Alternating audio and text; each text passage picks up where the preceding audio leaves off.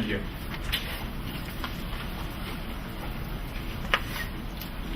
Okay. And now the roll call. Mr. Barnes? Here. Mrs. Ellison? Here. Mrs. Matthews? Here. Dr. Mercedes? Here. Mr. Pinbone? Here. Mr. Riley? Mr. Ryder? Yes. Dr. Volcano? Mr. Kano? You're present. Okay. The standing committee reports have been attached. Everybody's been familiar with them. Are there any other comments to be given by the committee chairs? Hearing none, we will move on. We are going to have, before we approve the agenda, one of the changes is, under new business, the revision of the school calendar.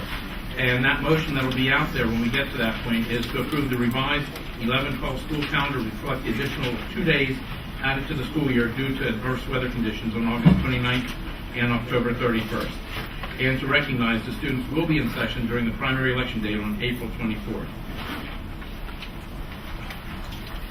With that being said, and everything on the agenda, can we have a motion to approve the agenda?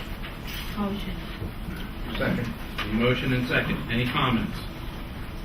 All those in favor, aye? Aye. Opposed? Nay. Thank you. We have minutes that were passed out. Can we have a motion to approve the minutes? Motion approved. A motion and a second. Second. Thank you. Any comments, questions, or corrections? All those in favor, aye? Aye. Opposed? You can move to presentations. Do the introduction. Yes, it is with great pleasure that we have an Eagle Scout project, and Nick Stone will be presenting. And congratulations, Nick.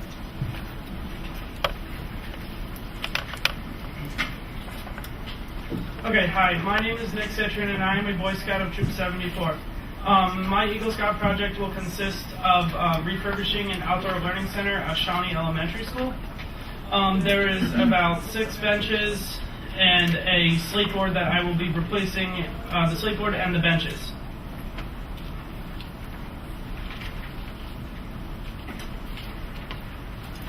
The mission is to enhance and upgrade the existing outdoor learning center at Shawnee Elementary School.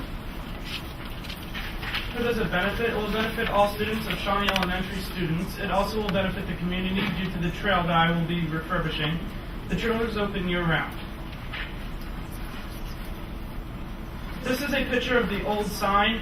It says Paxton's Wildside. That is what it was called before, but after I replace it, it will be Shawnee's Wildside.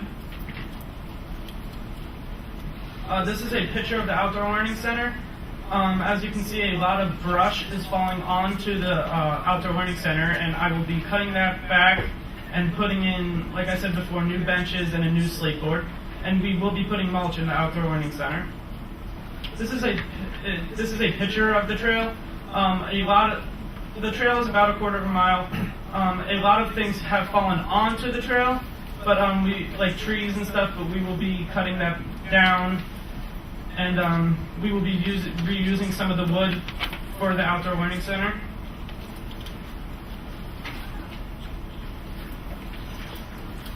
This is the renovation plan. I will have a pamphlet holder for the pamphlets that I created.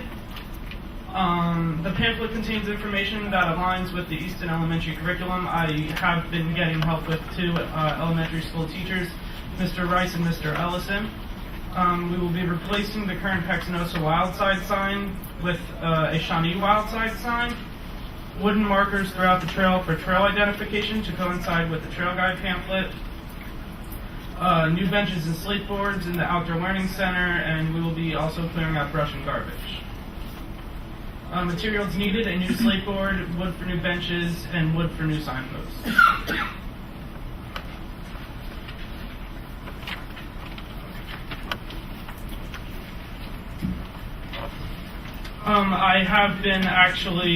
I did present to the PTA about getting a donation, and I will be doing some fundraising too. Any questions? Congratulations, John. Just a comment, I saw your pamphlet at one of our previous meetings. Great job. I thought it really looks very professional. Thank you. And if you have any extra landscaping time, pays well. Good planning. Thank you. Thank you.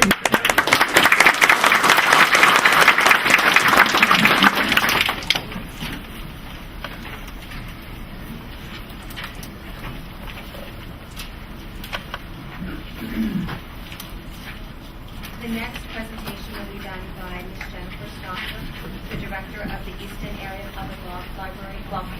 Thank you. Thank you, and good evening, ladies and gentlemen. Thank you for your time this evening. I am pleased to present to you the 2012-2013 Easton Area Public Library budget. As you can see, we have carefully reviewed our budget, and by spending conservatively, we are proud to present a budget to the Easton Area School Board with a 0% increase in our school district tax appropriations. We think that this is a very responsible request in a very challenged local economy. This appropriation will have the Easton Area School District contributing 61% of funding to the library's budget. The library's total budget is additionally comprised from state aid to public libraries and income that the library generates itself. I know that you have quite a full agenda at tonight's meeting, but at this time I would like to share with you some of our highlights from this previous year. In 2011, the library celebrated its 200th anniversary in the community. Throughout the year, educational and historical programming and events were held in conjunction with this special anniversary. The library was able to celebrate this honor with patrons of all ages. Children were challenged to build sculptures with 200 items. The Friends of the Library sponsored many programs, including a special evening with New York Times bestselling author Chris Fagelian. In addition, to help commemorate the special year, we asked our patrons to donate just $20.11 to a special fund in which we purchased books that reflect the culture of today and to be held within our local history room as a future educational tool. Finally, we were recognized with citations from both Senator Mensch and Representative Freeman, and we proudly received the 2011 Easton Chamber of Commerce Milestone Award. It was really a great year of celebration. Almost 2,000 local children participated in this past summer's reading program, One World, Many Stories. School-age children read books and participated in educational activities and programs to help prevent the summer slide that many of our children experience with their education. All these activities that we offer are free at our main library and both of our branches. For several years, the library has targeted its teen population, and we are gratified by the increase in young adult programming and circulation. And every day after school, the library is filled with our neighborhood children and teens taking advantage of all the resource we provide for them. We have continuous programming for adults, like foreign movies, historical lectures, hands-on programs, knitting circles, and book clubs. All of our adult programs experience excellent attendance, and we are proud to provide these in our community. Our annual circulation figures continue to remain positive. At the conclusion of our fiscal year, our total circulation was over 428,000 items. If an average item cost $20, library users saved $8.6 million by borrowing items from the library. The library also provides many additional services to our patrons. Approximately 4,000 people a month will use our internet and public printers stations. People from all over the world visit our local history room to trace their family genealogy as well as information about the local area. The Easton Area Public Library is very grateful for the support of the Easton Area School District that they provide to the library by agreeing to be our tax collection agency. For over the last 100 years, we have worked together to provide a useful, cost-effective means of meeting the educational needs of all the residents of the Easton Area School District. And we are very responsible with our annual appropriation, and we have shown that we are able to provide a high-quality library service. And finally, we are very proud that we have been celebrating, that we have been serving the community since 1811. Lastly, I'm aware that many of you are new to your position, and I thank you as a taxpayer of the school district for serving. And I know many of you have not visited the library recently. This is your invitation to come stop in the library at any time and let me give you a tour of the facility and the great activities that are going on at any time. Thank you for your consideration this evening. Can I answer any questions? Thank you. Well, thank you. Thank you very much, and thank you very much for the replica Oh. of the Eastern Public Yes, Library. just as a little side note, as part of our 200th anniversary, we commissioned for 100 Cats Meow library building replicas to be made. There were only 100 made. That is our gift to the Easton Area School District. But we do sell them at the libraries for $20. If you're looking for a little trinket. Thank you. Thank you. Thank you. Thank you for the pen as well. Oh, you're very welcome. Just for everybody's info before we go to the next one, after we've heard all the presentations and after public to be heard, we will go back under presentations. That's where it's listed for action, and that's where we'll vote on the various projects, on the various presentations. So the Eagle Scout, the library budgets, and all the other budgets as listed. Our next presentation is Dr. Ron Law. He's the director of the Career Institute of Technology. Welcome, Dr. Law. Thank you, Dr. McKinley. Thank you, everybody, for the opportunity to be here this evening. I know that several board members are new to the board, so I've put before you, before the meeting, an overview of the budget, which is a rather detailed document. What I'm going to do this evening is just briefly walk you through the overview sheets that you have in front of you. It's up on the board as well for the public to see. The first page is an overview of the overall CIT proposed budget for 2012-13. The information at the top compares the current year's budget to the proposed budget of next year. And you'll actually see there that we're proposing a decrease of $28,674 in our operating budget. The middle of that page there shows the anticipated revenues and subsidies, which we're actually projecting at a slight increase, and the decrease in cost to the districts, therefore, is shown there at $103,000, or a 1.86% decrease. Then you have to factor in also the debt service. As most of you know, several years ago we completed a major renovation project at CIT, and the 5 districts are paying that debt service over a period of 20 years. And so there near the bottom of that page, just up from the bottom, shows the debt service and the actual total bottom line figure of $7,998,000, or a decrease of 1.45% when all the things are figured in. We're also proposing to return some unspent funds. I'll show you the detail of that in a moment. But at the bottom of this page is the total number, $194,000, which we're proposing to return to the 5 districts of unspent funds, and that would be returned in shares equal to the amount you paid in the year of that budget. And again, I'll show you a detail in just a moment. The next page is a kind of complicated spreadsheet which takes the overall CIT budget and breaks it down into the 5 school districts that are responsible for paying for that budget and for sending students. The top part of the spreadsheet shows the eligible enrollment of the 5 sending high schools and the percentages of those 5 high schools. The second part there shows the actual enrollment of 3-year average enrollment at CIT by the 5 districts. And right about in the middle, it'll show them what each district is responsible for. And if you see Easton is pretty close to the center, you drop down there and you'll see Easton is responsible for, I think it's 35% and change of the overall budget based on that formula. And at the bottom, it'll break down for each of the districts the amount that the districts owe. And I'll show you a detail of your representation in just a moment. At the very bottom, there's debt service information, and there's a second page to the spreadsheet which shows the reimbursement you will get from the state for the debt service that you're paying. And you look there again under Easton, there are 2 debt services. One is $88,000 and change, and the other is $11,000. So just about $100,000 you can expect to be returned in subsidies from the state on the debt service.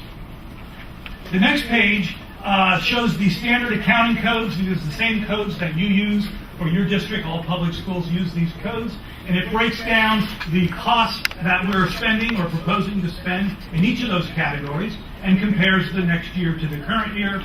And the bottom chart shows in each of those categories the percent of the budget that is in those different categories. Again, they're standard accounting codes, and we'll be happy to answer any questions you might have on that. This page is the detailed breakdown of the return of unspent funds. That becomes a separate agenda item, and we're proposing to return $194,000. The superintendents of the 5 districts, as well as the operating committee of school board members, are recommending that we return 50% and we maintain 50%. And the purpose of maintaining that 50% is for the purchase of building lots for future student-built house projects. We are currently in the process of negotiating the potential purchase of some building lots. And then finally, the page that's perhaps most interesting to you is the breakdown for the Easton District share of our budget. And again, at the top, you'll see the overall budget that you contribute to our school. And the change next year over this year would be a reduction of $44,000 or 2.24% in the operating costs. However, that actually changes slightly at the bottom when you factor in the debt service. Over the years, debt service actually has slight increases and slight decreases, and next year our debt service is going to show a very slight increase. So at the bottom, you'll see that your total share, highlighted in yellow, is $2.456 million, and that's a reduction of $42,440 over the current year, or a reduction in 1.7%. So I'm happy to be able to come to you and say that not only is the overall budget of the school decreasing for next year, but also your share. And the reason that your share is decreasing and some districts are actually increasing is just the shifting patterns of enrollment over time. And that impacts the various districts differently. I'd be happy to answer any questions, either on the overview that I've shown you or on the detail that we presented beforehand. Are there any questions? Thank you. Okay, thank you for your time and for your consideration when you act upon this. Our next presentation is with Dr. Scott of Northampton Community College. Dr. Scott is the president of Northampton Community College. I think one other piece that goes along with it, as you look at it, because I know this was questions in the past, there are, and we will talk about it a little further later, there are 3 representatives, 2 which have not out on this board, or certainly are not on this board, and one is Dr. Herm Kasaya that we'll talk about later in the agenda, and the other end up is Dr. Brooks Betts, who I noticed is here with Dr. Scott tonight. So that's part of the group that represents along with Dr. Volpini. I also just wanted to preface this by thanking Dr. Scott for all his years of service to Northampton Community College and also to our district. Obviously, you're an outstanding educator and you will be missed. Some of the wonderful programs that Easton has been fortunate enough to partner with is our dual enrollment program. They were very gracious from the beginning, and we have really developed a nice partnership. And another, I think, important component was our mathematics. We had talked to Dr. Scott about the transition from our high school to our college level and the gaps and the ways that we could do better from a K-12 perspective and also from a college perspective. And I thank you and all your staff for what you've done. Thank you. Very nice comments. Maybe I should just sit down. But you're right. I've been at college for 36 years. I've been a resident of Easton since 1983. And I think I've been coming to these meetings for that entire time. So thank you for that. I do have a short PowerPoint presentation about some of the things that are happening at the college. And then the final slide includes our budget request. So beginning with our enrollment, once again, we had our highest enrollment in the history of the college. You can see just over 11,300 students, slightly higher than last year. Some of the enrollment growth has started to level off, which is happening across the country, and we are no exception, but again, it is our largest class in our history. And the pattern of enrollment, you can see this year it was part-time students where the increase was, and full-time students actually decreased. Part of that is due, we believe, to the healthcare legislation that no longer requires a student to be full-time in order to stay on the parents' benefit plan. And so a number of students were able to drop to part-time. And of course, 85% of our students work. So that's what we expected. Minority students, we're very proud of this. You can see the incredible growth that we've had in the past 5 years. So now we're 32% of our students are considered minority students. After students graduate, we follow them, and after 3 months upon graduation, we do our placement report. And you can see, even in this recession, that over 90% each and every year of our students either continue their education at a four-year college or are employed. And so we're very, very proud of that number. And you'll see a slide in just a moment that shows the number that are the real increases in the number of students who are transferring. And this is that slide. You can see in 07, this is the number of students continuing education. You can see that steady increase. And that's due in part because we're attracting so many younger students directly from high school. And Dr. McGinley talked about the cooperative efforts that we've had with the districts, and we think that has helped that process. So median salaries, this is a different slide than previous years, just to show you how some of our graduates do after they leave the college. It's with an associate's degree. They do quite well. It really runs the gamut, dental hygiene being one of our most competitive programs, and the students also earn the highest wages. Some of the employers you would expect in the Lehigh Valley and in the Pocono region, the largest employers in the Valley. Most of our nursing and allied health students work at one of the two hospitals, St. Luke's or Lehigh Valley, and some are working at Easton and Warren, which of course now is becoming part of St. Luke's. The Math Summit that Dr. McGinley referred to, this has really, I think, improved the connection between our curriculum at both institutions, where the students now are coming more seamlessly. We're also working very hard to put more value on the high school transcript and less on our placement test. And we think this will help many, many students. And now there'll be a language arts summit as well this spring. We were recipients of a major federal grant. You remember President Obama talked about putting America back to work and was relying on community college to do a good portion of that. Pennsylvania got a $20 million grant, and Northampton participated in that. We'll receive slightly over $1 million to focus on programs that are stackable credentials. And you'll see in another slide that we've renovated our North Campus to allow students to complete those programs on campus and put them back to work. And this is a picture of our Manufacturing Technology Trade Center at Hartzell Hall. We had many of these programs over in the industrial park. We've closed that site and moved them on campus, we think, to a better facility, and will accommodate more students. You've heard me talk in the past about the Fowler Family Southside Center in the south side of Bethlehem. That building will now be complete because St. Luke's Hospital has moved 2 community clinics to this center. We're providing free health care for the residents of that community, and we are going to move our dental clinic to the south side and partner with St. Luke's, and again provide free dental care for the community. We have received some awards recently. Dr. John Leiser, you probably saw his billboard up on Route 22. We're tired of seeing it, so we took it down. He was the Pennsylvania Professor of the Year. This includes all college and universities, every sector. He was named the Professor of the Year for 2011, and it followed up in 2009, where Kiki Anastasikos, a professor in political science, was named Professor of the Year. So 2 of the last 3 years in Pennsylvania, we've had the statewide Professor of the Year. And then also in the biology department, Dr. Sharon Lee Bond was one of 2 recipients of the National Award for teaching in biology. So a very, very strong science department, and very proud of it. For Easton, you can see last year just under 4,000 different people took courses with us.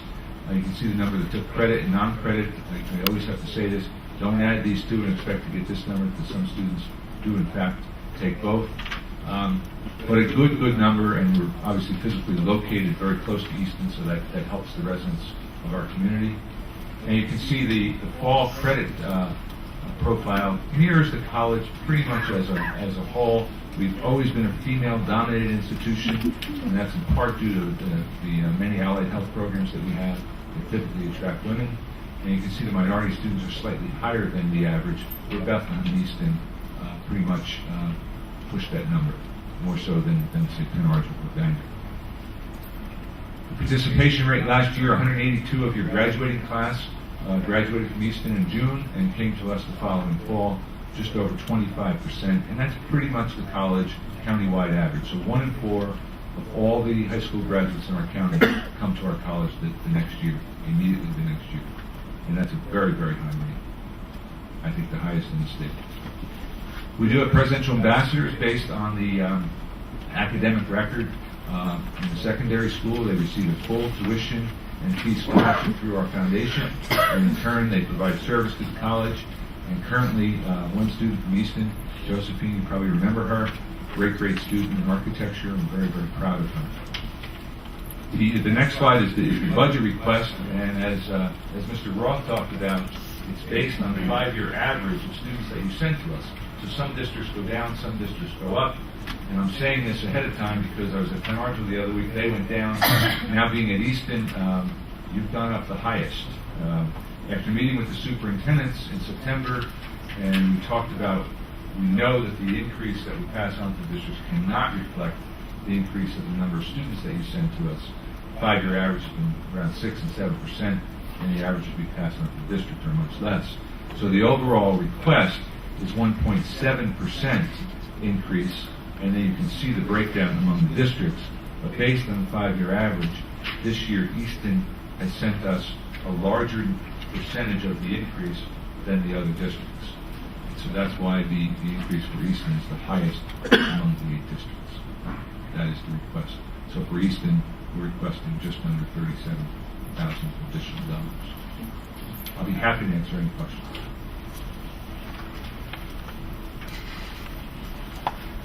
Thank you very much, Dr. Scott. Thank you. Again, thank you to Easton. It's been a pleasure. You send us wonderful students, and we do have a good relationship with the district. Thank you. Our next budget is going to be with Dr. Brennan, and she is the Executive Director of the Intermediate Unit. Thank you, Dr. McGinley, and good evening, everyone. Thank you for having me once again. I believe that I did not bring a PowerPoint, by the way, because I tend to go on and on and on when I have a PowerPoint in front of me.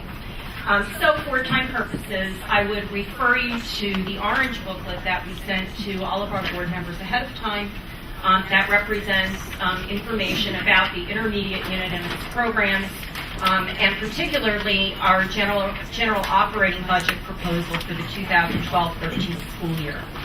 Before I review the general information, I would refer you to the white pages in the back under the appendix, beginning on page 37. That is a PowerPoint that we did recently for our Intermediate Unit Board of Directors. Mr. Moskaitis was there that night. And it is rather lengthy, but I did provide the slides for you. And it actually reviews a lot of the programs that we offer at the Intermediate Unit. And beginning on page 9 of that section, the slides will begin to share with you the types of services that your district receives directly as a result of the general operating budget. I will not review those with you tonight, but I would like to offer to come to perhaps an appropriate committee meeting and spend some time with the board explaining our services and exactly what the benefits are to the Easton Area School District. So with that, let me focus on our general operating budget. The general operating budget of the intermediate unit is only one of about 50 individual budgets that we administer for our school districts for a total budget of slightly over $100 million. If you turn to the tan pages, I think it's the second section, they're more of a yellow page, I will give you the highlights of the budget. We are proposing a general operating budget in the amount of $2,973,200, which is actually a 1% decrease over the 11-12 general operating budget. We are proposing as part of that budget a 0% increase for our 13 school districts, and the actual amount of the decrease is just slightly over $29,000. Let me review very quickly the revenue impact to this budget, which you will find on those pages on page 14. Last year, Governor Corbett eliminated the line item in the state budget for the intermediate units. That was a loss to us of approximately $105,914. We also received a capacity building grant for school improvement work from the Department of Education that we fully expect to be eliminated in the 2012-13 budget, which would have actually caused a deficit in this budget of slightly over $155,000. Fortunately, the Department of Education realized that a great portion of this budget is for the administration of the special education and mental health and behavioral health programs that we offer to school districts, and they provided us with another revenue source through our special education budget that offset the loss of those funds.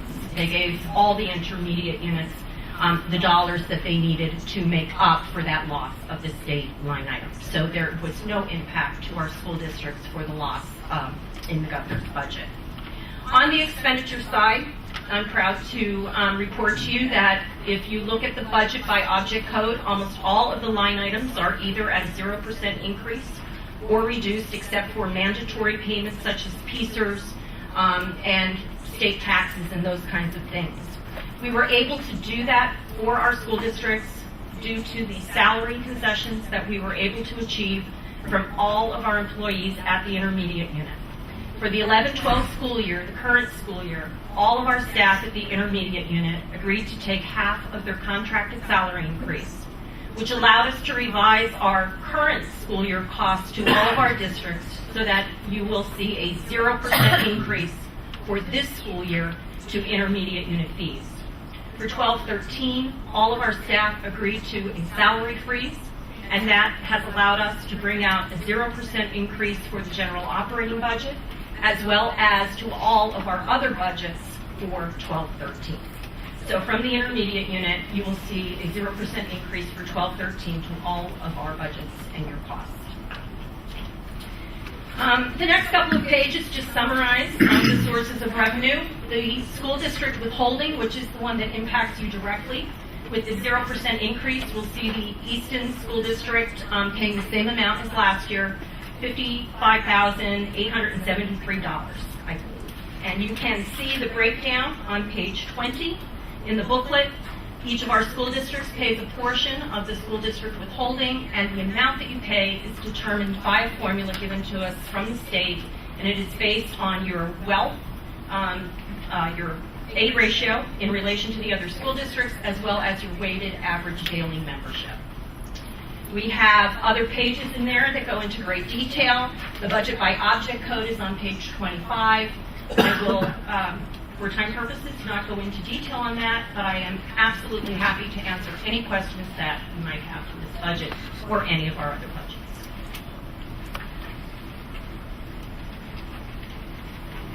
Thank you, Dr. Brennan. Thank you.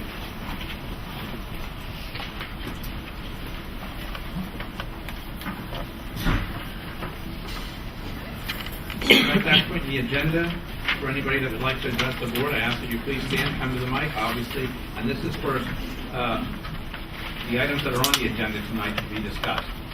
So if you'd like to address this board. Yes, sir.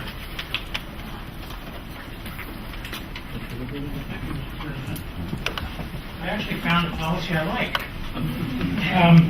For our vote hiring of teachers, I compliment you, and I hope you put the words exactly as they are.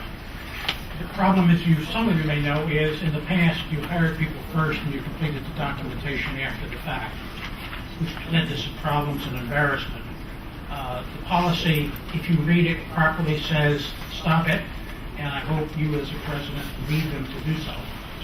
Unfortunately, the policy you're about to address tonight on students and enrollment tuition, you've improved it from 1912 standards to 1952 standards.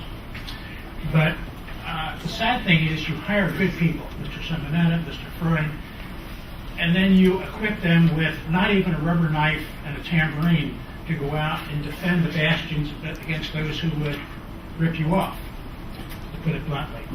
And your language is very poor. You don't give people the opportunity to collect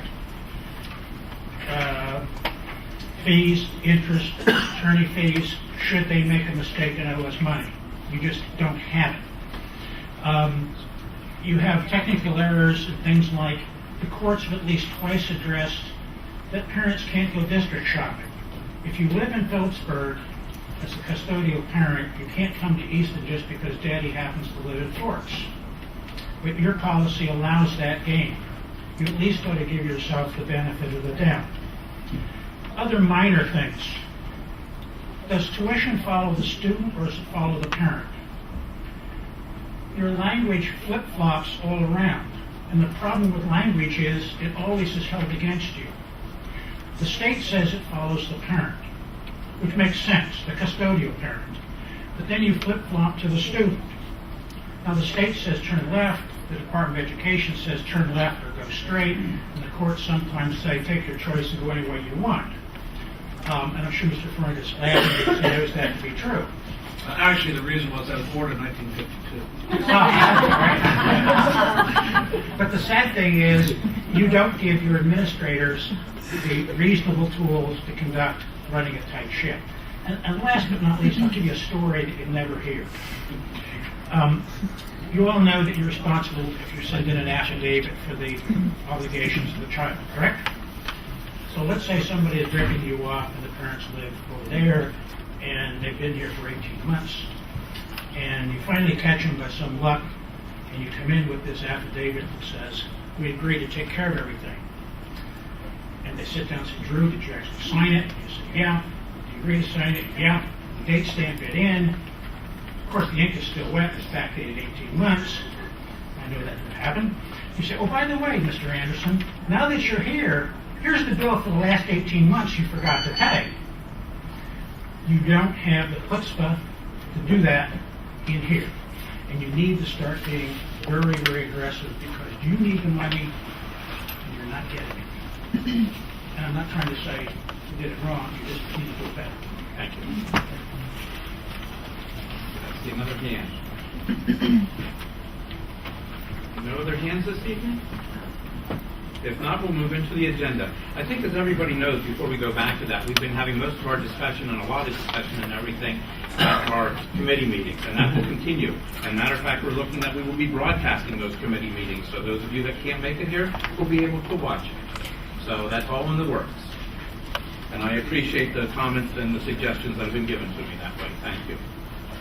Therefore, as I said, we would go back to the beginning of the presentation. And this one's sort of duplicated, but we'll take it now because I think that Mr. Crichton would appreciate that, I would hope. So, and I believe everybody here would rather that I take each budget individually, or can I take it as a group? Individually, please. Thank you. First one, approval for the Eagle Scout project. Can I have a motion? Motion. Second. A motion and a second. Any comments? All those in favor, aye?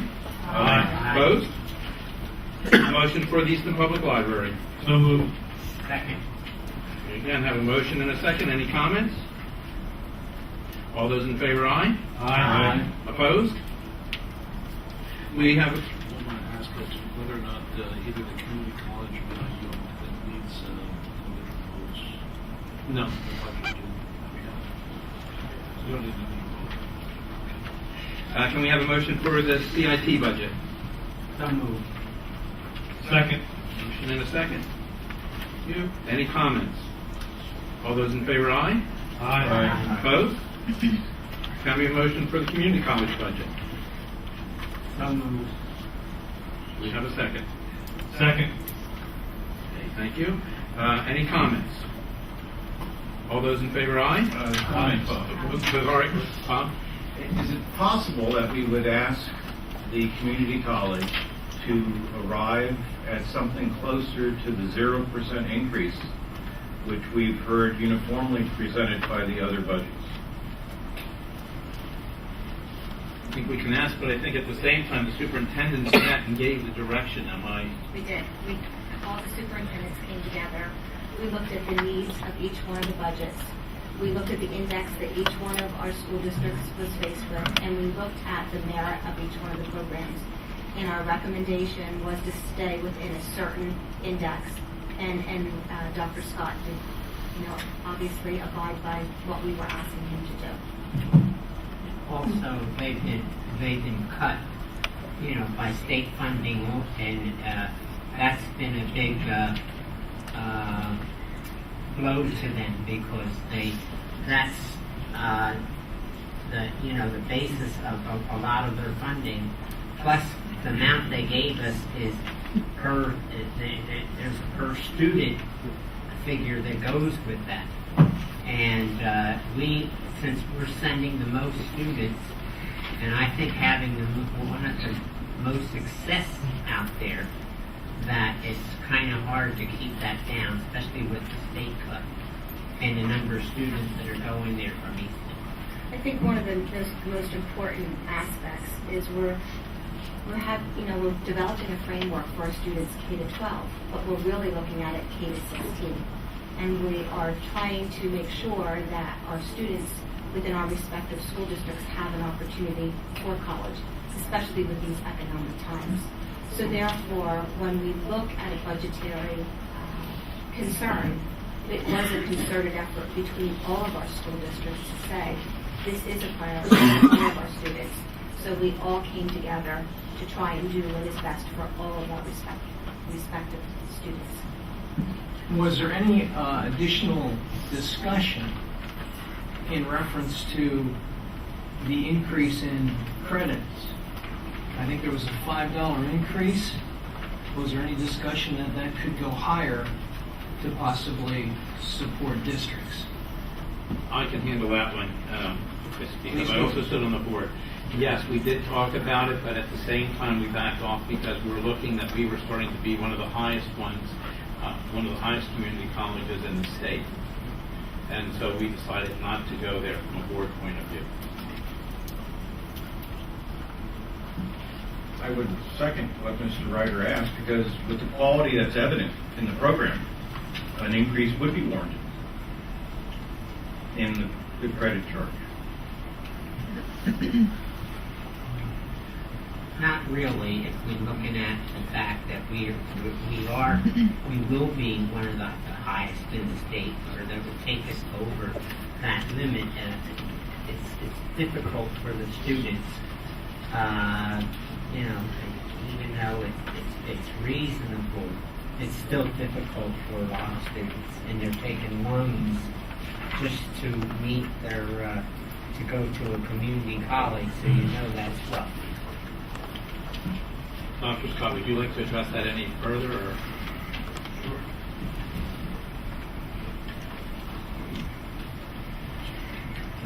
I think the question of the student paying more is certainly a legitimate one. Mr. Ryder's right, it went up $5 a credit, which is about 4.59%. It is a concern, though, because we give out $30 million in financial aid. We have students who can't buy books, so they buy books as the classes meet. We're providing bus tickets when we can. So many families that we serve cannot afford our tuition at $114 a credit. So it's always a balance, as Mr. Fano mentioned, to what's the right number for students and what's the right number for the districts. I wish I could bring a zero budget in, but the fact is more and more people are using the college, and therefore it costs more. And we never want to get into the position that California is facing, where they're closing the door to the community colleges and blocking out students. And fortunately, we're not there yet. So that's the balance that we go through every year. And especially with Easton, because the 5-year average is the highest. It's over 3.3% increase. When I was at Bangor and Penn Argyl and others who went down, they were applauding. But it's only because of the way the formula worked.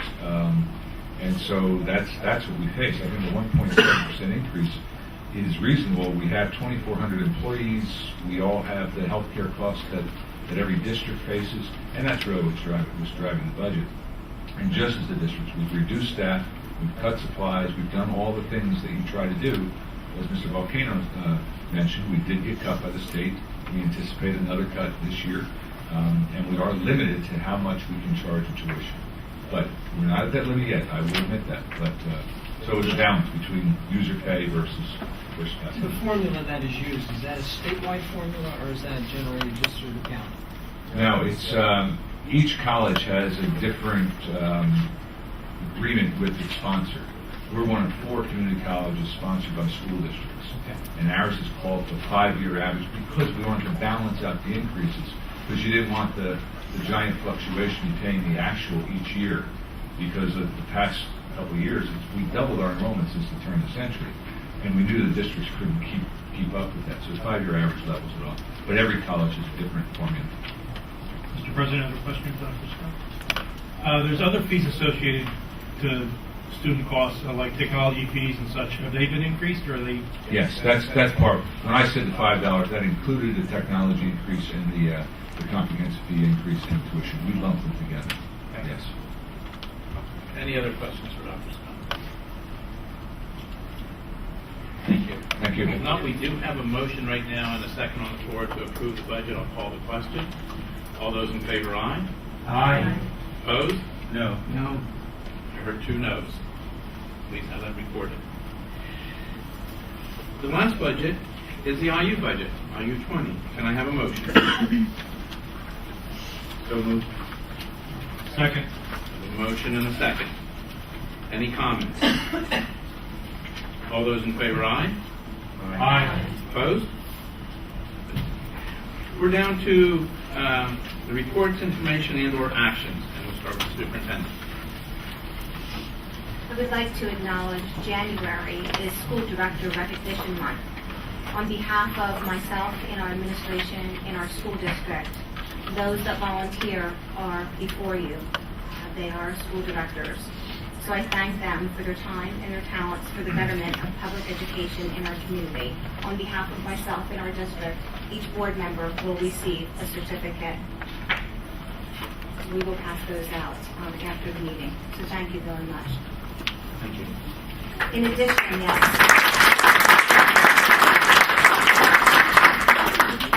addition, we have a representative from our high school, Ms. Capici, and she's going to highlight a project entitled Ambassadors Elementary Outreach Program that some of our senior students at Easton Area High School have been participating in, and the promotion of literacy and life lessons to our elementary school students, including reading books to students, sharing their original children's books and stories, as well as a partnership with WFMZ Sports Director and Children's Author, Roy Hine. So welcome, Ms. Capici. Thank you. Allow me to begin with a quote. One was every day. The experience I had at both March and Cheston elementary schools is something I can't even explain in words. When my classmates ask me what I do there, the easy response is to them, I read to them. This is true, but what I can't seem to explain to them is that after spending just a few minutes in either of these schools, you realize it's much more than that. You're not just one of 3,000 students in the high school. No matter who you are or what you do in your everyday life, that moment you step into an elementary school, you're every kid's role model and hero. And I think that's part of the whole experience that touches me the most. Ryan Walsh, class of 2012. Good evening, ladies and gentlemen. My name is Janine Capici, and I teach 12th grade English at Easton Area High School. Tonight I'm going to tell you about a little project we've been working on for the past several months. Last summer, I sent a copy of WFMZ Sports Director Troy Hine's children's book series, Jay at Play, to Mrs. Marla Kinney at March Elementary School. She thought it would be an excellent book to center their FAME program around for the upcoming school year. This one decision sparked a series of ideas that have led me here tonight, including literacy initiatives, student-developed projects, a fundraiser to benefit Angel 34, and the donation of almost 100 books to our neediest students. Since September, a group of EHS seniors have been participating as Rover Ambassadors, a title Mrs. Kinney has bestowed upon them. This presentation will give you a small glimpse into what we have been doing.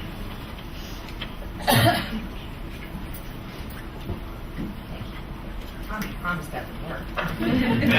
There it was. What started as a small idea has blossomed into a roadshow, the likes of the Partridge Family, for those of you who remember that TV show. Big results, little ideas. In early September, Mr. Troy Hine visited my classroom to speak to my students, my seniors, about the writing process as it pertains to writing children's literature. I was looking to make a connection for the seniors as they began a year that would ultimately end their time with us in the Easton Area School District. I wanted them to remember the classrooms, teachers, and stories that set them on the road to graduation.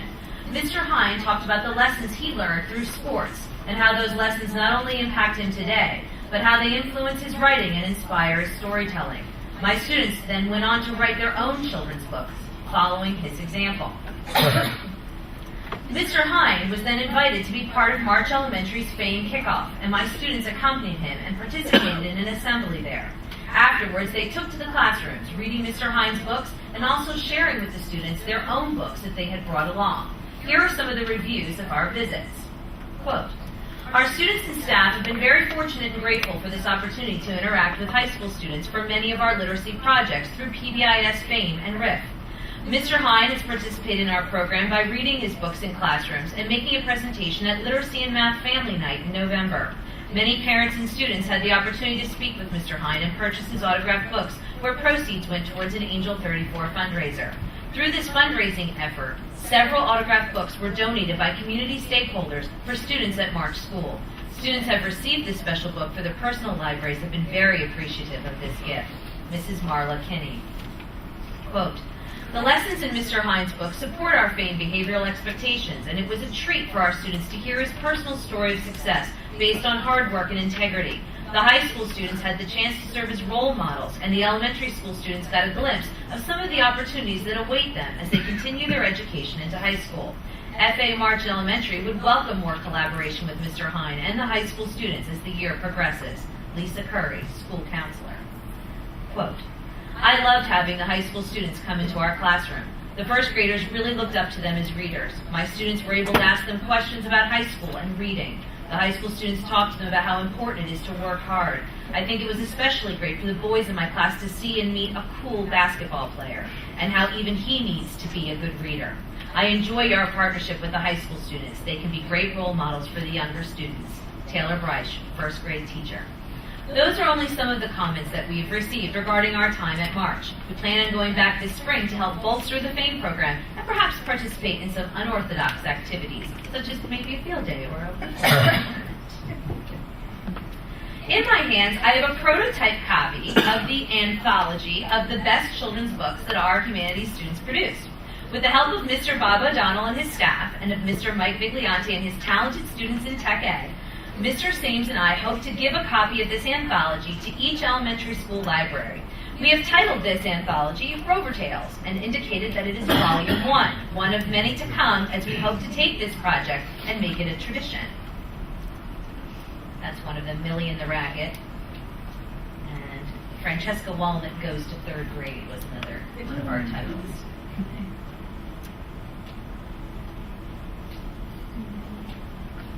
Tom, it's not working. Our next stop was Cheston Elementary School, where our assembly got just a little bit bigger, as it seems to be growing on its own. The seniors had a great day reading to Cheston students, and as a direct result of our fundraiser, we got to deliver several donated books to some very surprised students.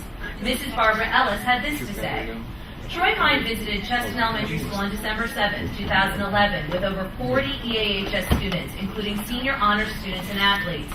The seniors visited each classroom and read to the students. Mr. Hine did 2 assemblies about his books and the writing process. Over 20 students received one of Mr. Hine's Jay at Play donated books. A 4th grade student was so excited to receive a book that he said, 'I don't know how I won this book, but I'm really happy that I did.' The students and staff enjoyed the spirited assembly of the EAHS students and the important messages about reading, teamwork, and integrity. Thank you, Mr. Hine, for giving your time and enthusiasm to motivate the Cheston students." This experience was not only chronicled by the teachers. Some of my students had these remarks: "I've learned that even the littlest of help can go a long way. The little children were so appreciative it made me feel really good inside." Marissa Cesare, class of 2012. "It was a great experience, and I really enjoyed reading to the students. Mr. Hine's book shows and teaches kids about morals and sportsmanship. It was also really cool to visit the elementary schools. It brought back a lot of good memories." Noel Hightower, class of 2012. "Participating in the Jay at Play assemblies was a great experience. I liked being able to read to and mentor the elementary school students. It was great to see how excited they were to see us and meet the author of a book they just read." Rebecca Folks, class of 2012. Mr. Hine also expressed his excitement at working with the EASD students and staff. "I cannot thank the Easton Area School District, the elementary schools I've visited, and the high school teachers and students enough for the inspiration they've given me in the last 4 months. I only hope that the students that have received the books and heard the message we brought them are getting as much out of it as I am. In the assemblies we've held and the classroom readings we've conducted, we've tried to spread the messages of hard work, integrity, the importance of reading and working hard in school, and being a good teammate and friend. For me, those are the lessons I learned as a child and a young athlete. It's been a privilege to share them with the students in Easton this fall, and I look forward to a continued partnership. Troy Hine. The other major component of this endeavor is an Angel 34 fundraiser. We've been selling copies of Mr. Hine's books, and where $5 from every sale has been split between a donation to Angel 34 and a donation of classroom sets of his books to our schools. This Saturday, prior to the Easton Becca High wrestling match, we will be presenting a check to Angel 34 for $1,600, and currently we have 3 classroom sets of books to deliver. We plan to continue raising money this spring and making another donation before the end of the year. These donations are being made in memory of Mason Cook, and the Basketball Booster Club also donated books in memory of Louis Ogioba. This experience has been really beneficial to the students and staff involved in many ways. It's been a privilege to be a part of it and exciting to be able to implement something new that brings so much joy. As for my traveling band, we may not have that multicolored buses yet, but we are available for bookings at an elementary school near you. We already have a gig planned at Tracy Elementary in April, and the best part is that we're free for now. Thank you very much for all of your support in this, and please take a look at our first volume of Rover Tales. I'll leave this and Troy's basketball book with you today, so you can take a look at it and tell us what you think. Thank you very much. Thank you very much.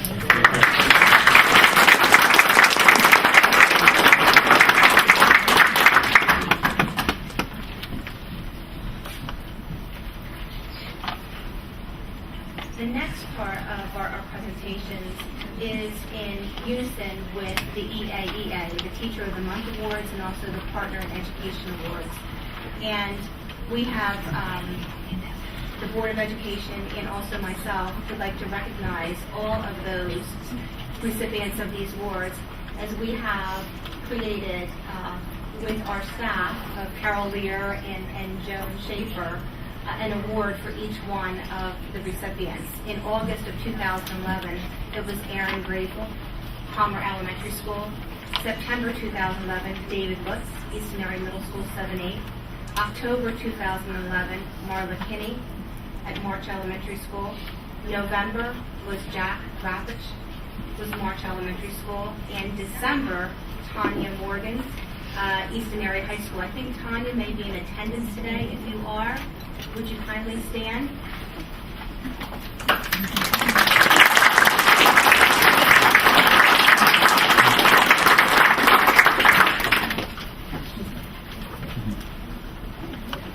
For our Partner in Education Award, for August, it was Dr. Simia. Dr. Simia, I think, might be able to be also in attendance. Dr. Simia, are you in attendance? Could you stand?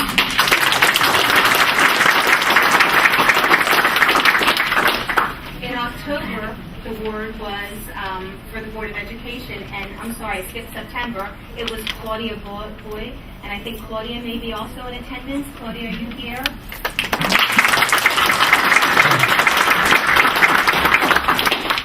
In November was Susan Hurd, a parent of ours and a very special person.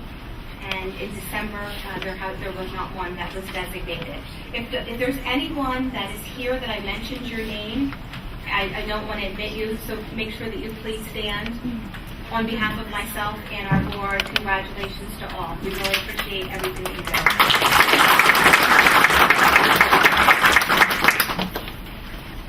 do. And now moving on to Mike. Nothing to do. Huh? No public report. Mr. Cox, you'd like to introduce somebody? Absolutely. Good evening. Good evening. I'd like to introduce tonight our student representative and is our student council president, Mr. Zaccariola.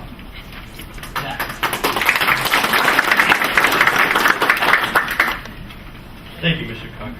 I'm here today to talk about some of the things that are going on right now with the Easton Area High School Student Council. I would first like to start by talking about the Miller Keystone Blood Drive.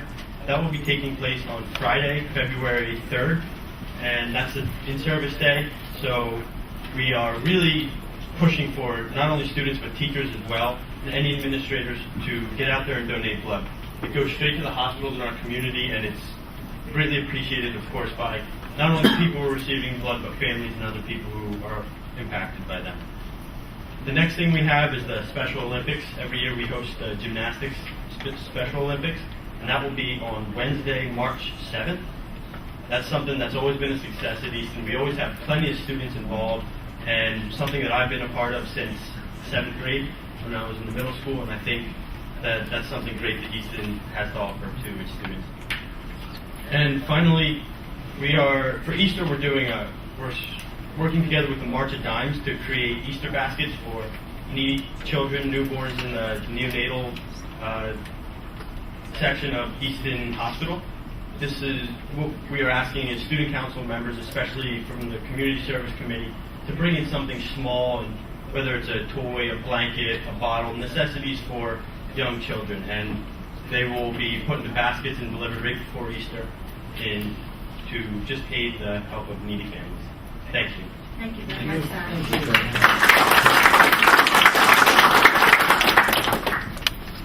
PTA report.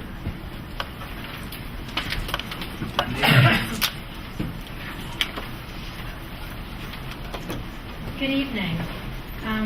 Nice to welcome so many new faces to the school board, and the PTA thanks you for taking on an incredibly difficult volunteer job. I do want to say that Ms. Matthews has set the bar quite high for some of you since she started her term by joining every PTA in the district, and we thank you for that. Speaking of our many efforts going on, we have a number of programs going on in different schools this week. March Elementary PTA has invited Agent Janine Halter of the Attorney General's Office to its upcoming meeting tomorrow night at the Easton Public Library. She's going to be giving a presentation on internet security, which, as we know, is a very important topic in today's environment. March PTA is also hoping to put together a presentation on cyberbullying for later in the spring. Paxenosa PTA is hosting their Donuts with Dad event every morning this week. A different grade comes in each morning because the response has been so high they couldn't do it all in one day. This morning was first grade, and there were 80 children with 80 dads or guests, which is just a fabulous turnout. We love getting dads into the school, and we don't do it often enough. In this case, every father and guest and child interviewed each other, did a word search, colored, played tic-tac-toe. Then each child got to choose 2 books to read together with their father, and they got to keep the books. They were donated by the Cops and Kids Literacy Initiative of Easton. And I guess we're paying the books forward because 7-8 PTA is currently organizing a book drive. Many other PTAs are working on organizing PSSA activities. I swear those tests come earlier and earlier every year. Also organizing assemblies, art programs, dances, usual list. And planning will soon be underway for the high school post-prom party, one of our more popular events, which is sponsored by the high school PTSA. And if you want to show up, Ms. Matthews, not only do we need a lot of supplies, but we need tons of volunteers all night long. And I know some of you want to sign up for that. I'll bring a sign-up list later. And our annual Founders event this year is Monday, February 27th. Invitations are in the mail. Thank you. Thank you. Next, the principal's report.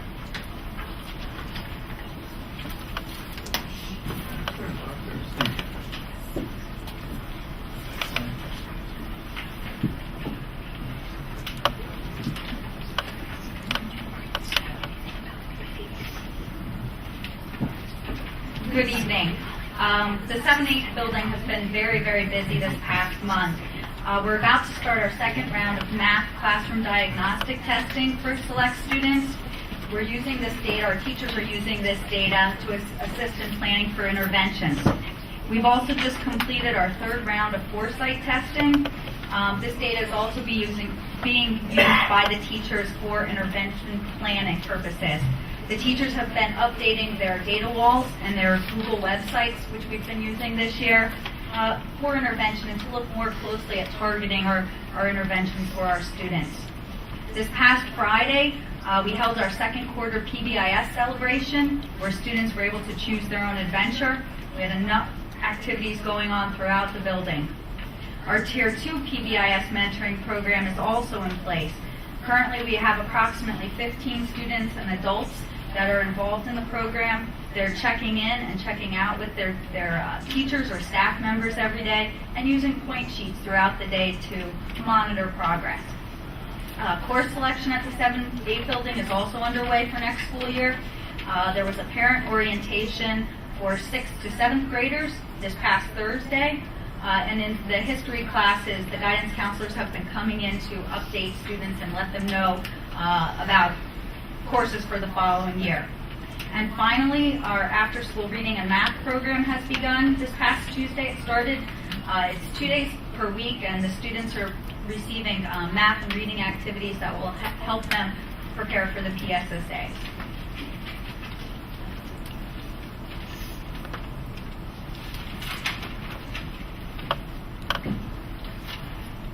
Good evening, ladies and gentlemen of the board. Good evening, Dr. McGinley and other members of the Central Administration.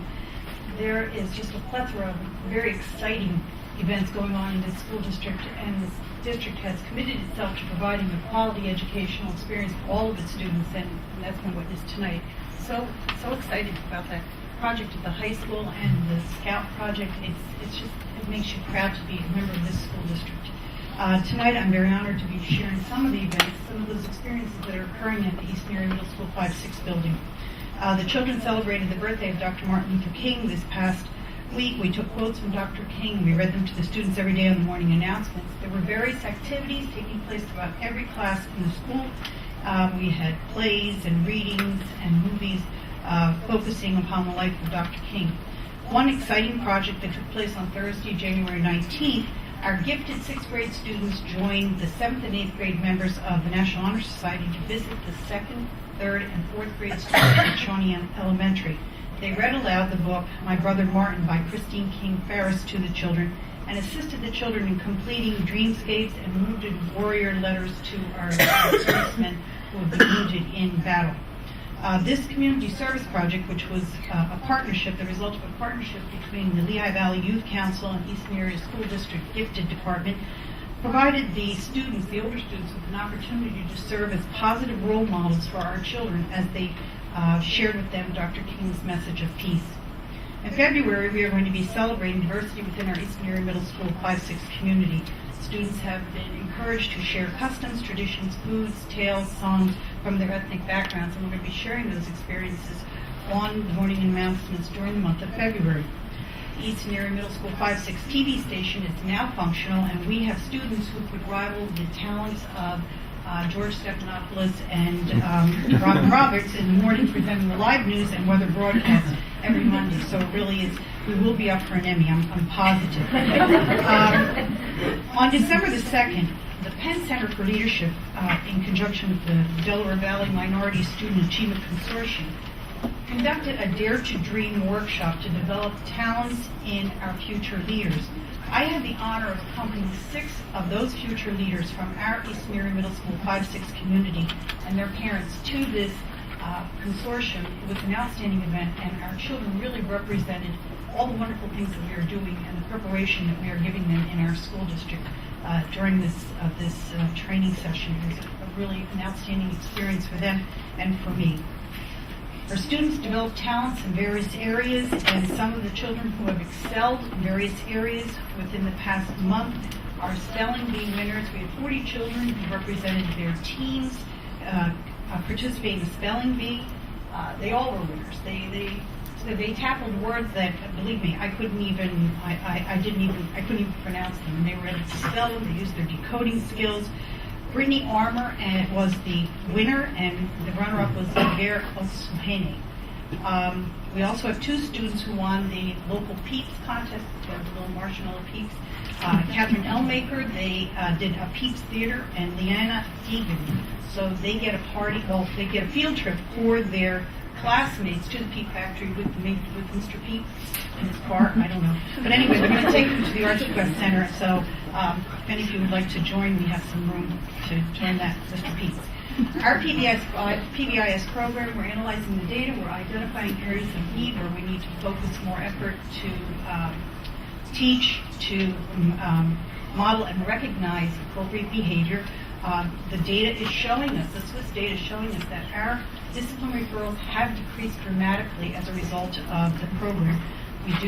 We've most recently had a luau in December. We're going to have a snowfest in May. We had a luau in December for the children's recognition for their good behavior. Our Tier 2 program is now servicing about 86 children every day, and we have about 20 teachers who are involved every morning meeting with these children, serving as mentors. The next part is going on in all the schools in the district, and that's 40 days of PSSA. I don't know which is more somber, 40 days of Lent or 40 days of PSSA. At East Area Middle School, we actually tried very hard to make this an exciting event for the children. Our building, and the adults also very excited, the building, the grade level, and progress monitoring teams are analyzing data from various sources such as the PSSA, the Foresight, PVOS, and DIBELS to design very targeted interventions to respond to the identified areas of need in our children. We deliver these interventions during the Inspiration to Excellence periods every day. We did an analysis of the item analysis of the Foresight problems and designed spiral reviews to be conducted during the math and reading classes. And our after-school skill enrichment program is targeting students providing additional support. Now we're strengthening skills. We work all throughout the year to strengthen these standardized skills in the children. We tell the children this PSSA is your opportunity to show off all the wonderful things that you've learned all year. Our most recent Foresight test showed that our students scored 12% higher than last year in math and 4% higher than last year in reading. Our administrative walkthroughs enable us to identify the best practices and share them so that we become a more stronger learning community. Our data walls are displayed in the faculty lounges, in the team rooms, and in the main lobbies. That's where we are and where we want to go. Children are charting their progress on their own little data walls. They're learning test-taking strategies. There are morning questions, the math and reading questions for the day for the PSSAs, and the kids are making up posters and jingles. The slogan is believe. Yes, we did, and we will do it again. And the kids repeat that continuously all throughout this because we're trying to motivate them to achieve. They are collecting little Eastern Area Middle School moolah, which are little tickets, and it qualifies them to enter into, for all their efforts, it qualifies them to be recognized or to have an opportunity to win one of the many prizes. We have hundreds of prizes that have been donated from members of the local school and the local community to recognize their efforts. That raffle will be held I think it's March 23rd. It's a Friday evening at the school where we have the PSSA Family Fun Night sponsored by the PTA.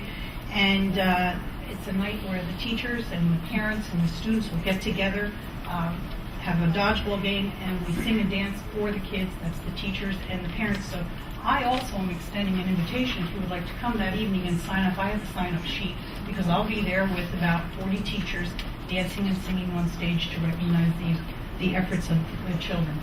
So that is my report for this evening, and I thank you for all your support, because if it weren't for your support, we would not be able to accomplish these wonderful things.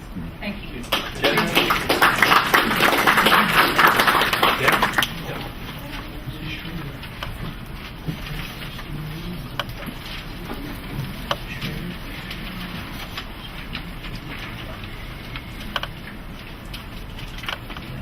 I have the power in my hand to control. Good evening.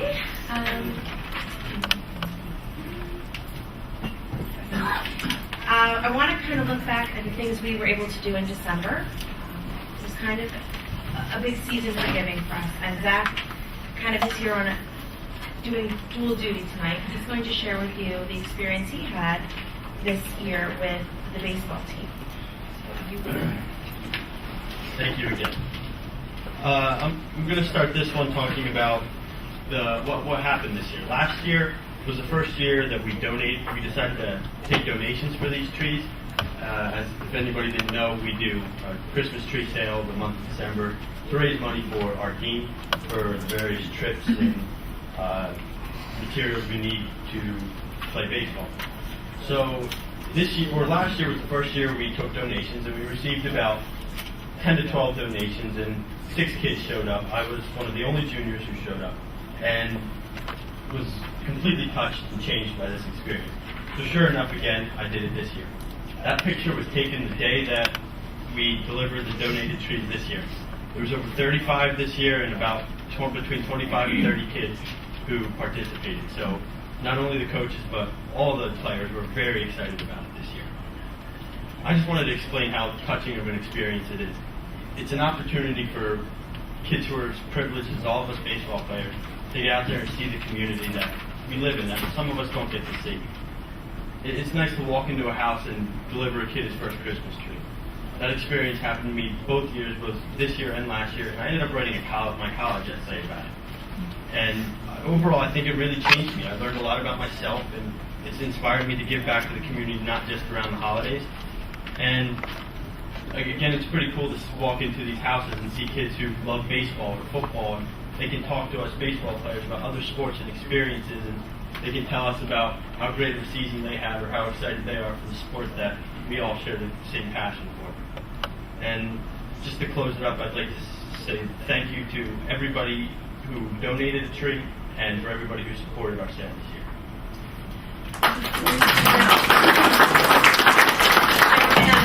Where your college essay has landed you. I was just accepted under the early decision plan at Johns Hopkins University.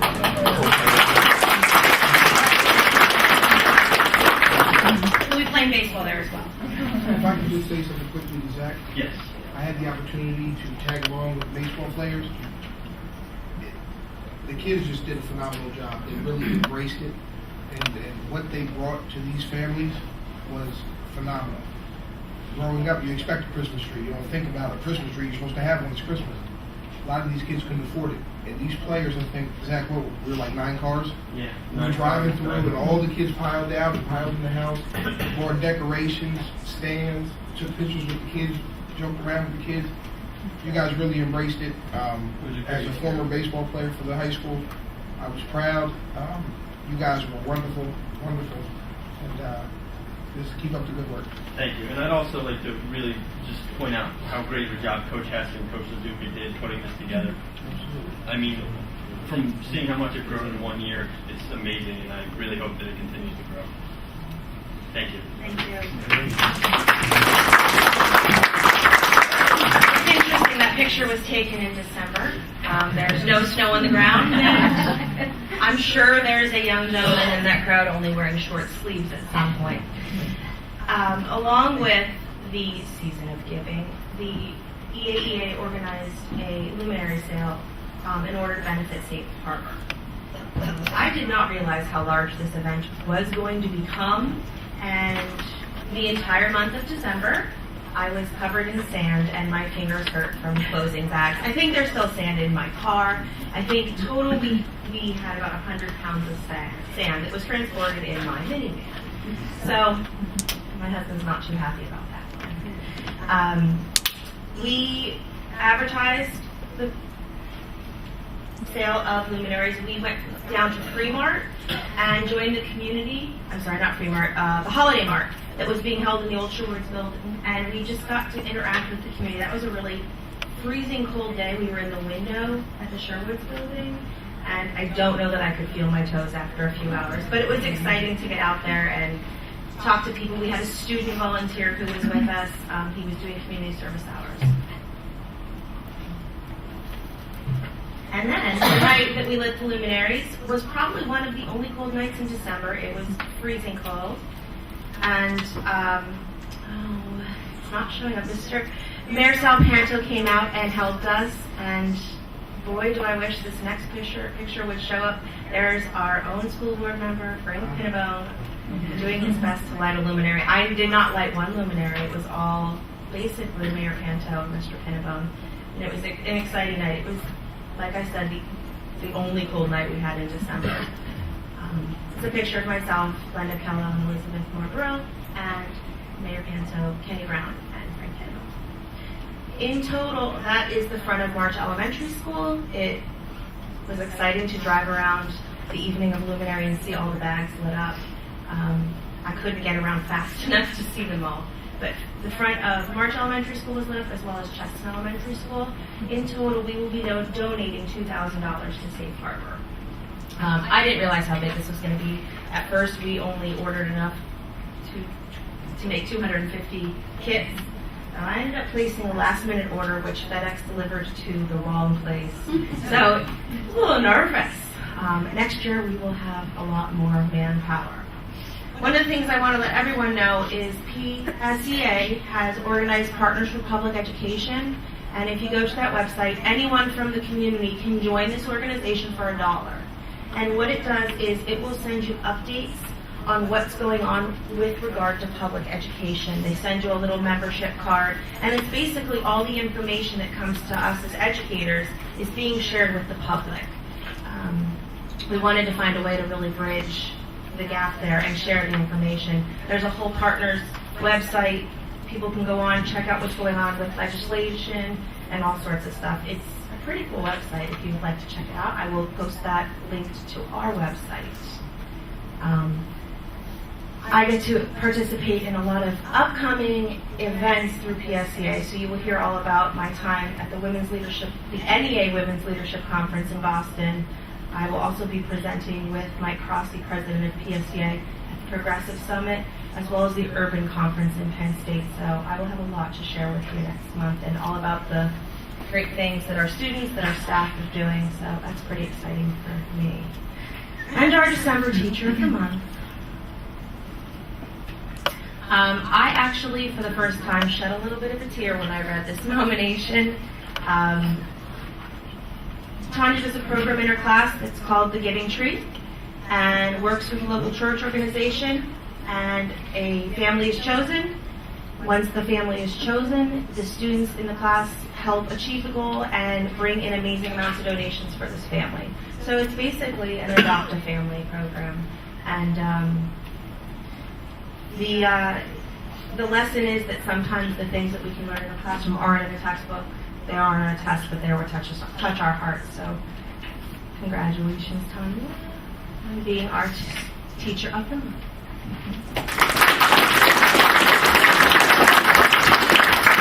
The first time I got emotional in writing a nomination, so that was kind of exciting. Okay, thank you.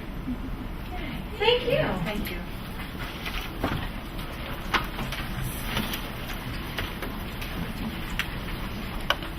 Mr. Boehner, while we're waiting for her to come up, I was wondering if I could mention something I'd like to recognize. His 6th building with Dr. Simia, her students had sent packages to Afghanistan, and I know personally that they were reached by the soldiers there, and they were so touched by the packages. They're serving long, hard terms and over again, so I wanted to recognize Dr. Simia and your students for their efforts to send some support that way. Thank you. Thank you. Very good. Thank you.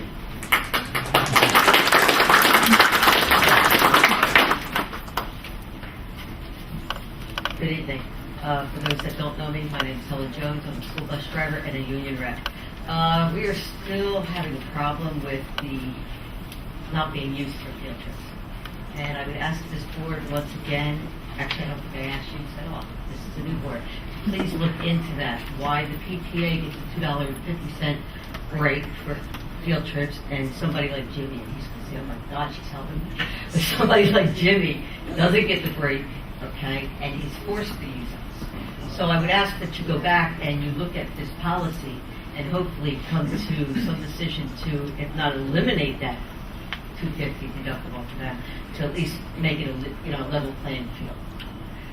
Okay. And Mr. Beto, he came up to the terminal. I don't think we've ever really had a school board member come up and do a tour. I thank you for that. And once before you had asked a question about putting on our red lights. And the answer is 150 to 300 feet. Okay. And last thing is, when you were there, I pointed out all the trophies. Okay. I think it's going on 2 years now. Nobody has participated, but approximately 2 to 3 years ago, we had a rodeo, that's what they call it. All the school districts in our IU participate, and the winners go to Penn State to participate. Your school district always goes to Penn State. state. Okay, we've had 3 and 4 people go. I don't know that we ever had 5, but it's always been a really nice time. And with that, I'm going to give it to our manager of transportation, give him my time on the mic to just tell you a little bit about it. All right, thanks.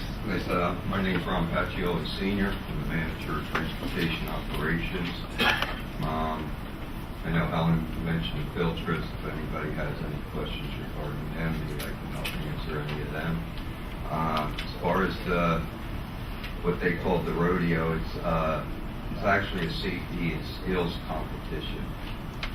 This is a very intense competition. It's actually held yearly on a local, state, and national level. When I came in here, Easton never even participated in this competition. I did get involved. We competed for 4 years in a row.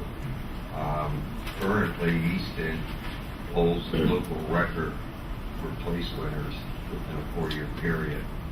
3 out of the first 4 years, we made it to the state level. Our 4th year there, we actually had a place winner at state level. Unfortunately, the last 2 years, and also this school year, which will be the 3rd year, we will not be participating again. Unfortunately, there have been things that occurred, support issues and other issues within the committee. This committee was, the way it works, all the local competitions are held by under every intermediate union unit throughout each state throughout the country. Those local competitions have to be held in April and May. There's certain guidelines and deadlines to meet. The state competition for Pennsylvania is held at State College, Mount Nittany Lyon Middle School complex every year for the state of Pennsylvania. And the national competition gets moved to a different state each year, and it bounces back from the West Coast to the East Coast. And out of the local competitions, each IU is allowed to send the top 8 place winners. At the state competition, you're competing about approximately 200 to 225 drivers throughout the state of Pennsylvania. Out of those 200, each state is allowed to send the top 4 place winners to nationals. I am proud to say, I know nobody's ever done the research or whatever, but Pennsylvania has safest school bus drivers in the country. We have had national place winners from drivers out of Pennsylvania. It's a very intense competition. There's written exams. There's 12 to 14 events that they have to take and drive the bus through. They're judged on every little detail. But it takes a lot of work, and unfortunately, Northeastern School Bus Safety Committee has vanished. So that's where we're at in the competition. So at this point, we no longer participate. Mr. Patrick. So, go ahead, Janet. Go ahead.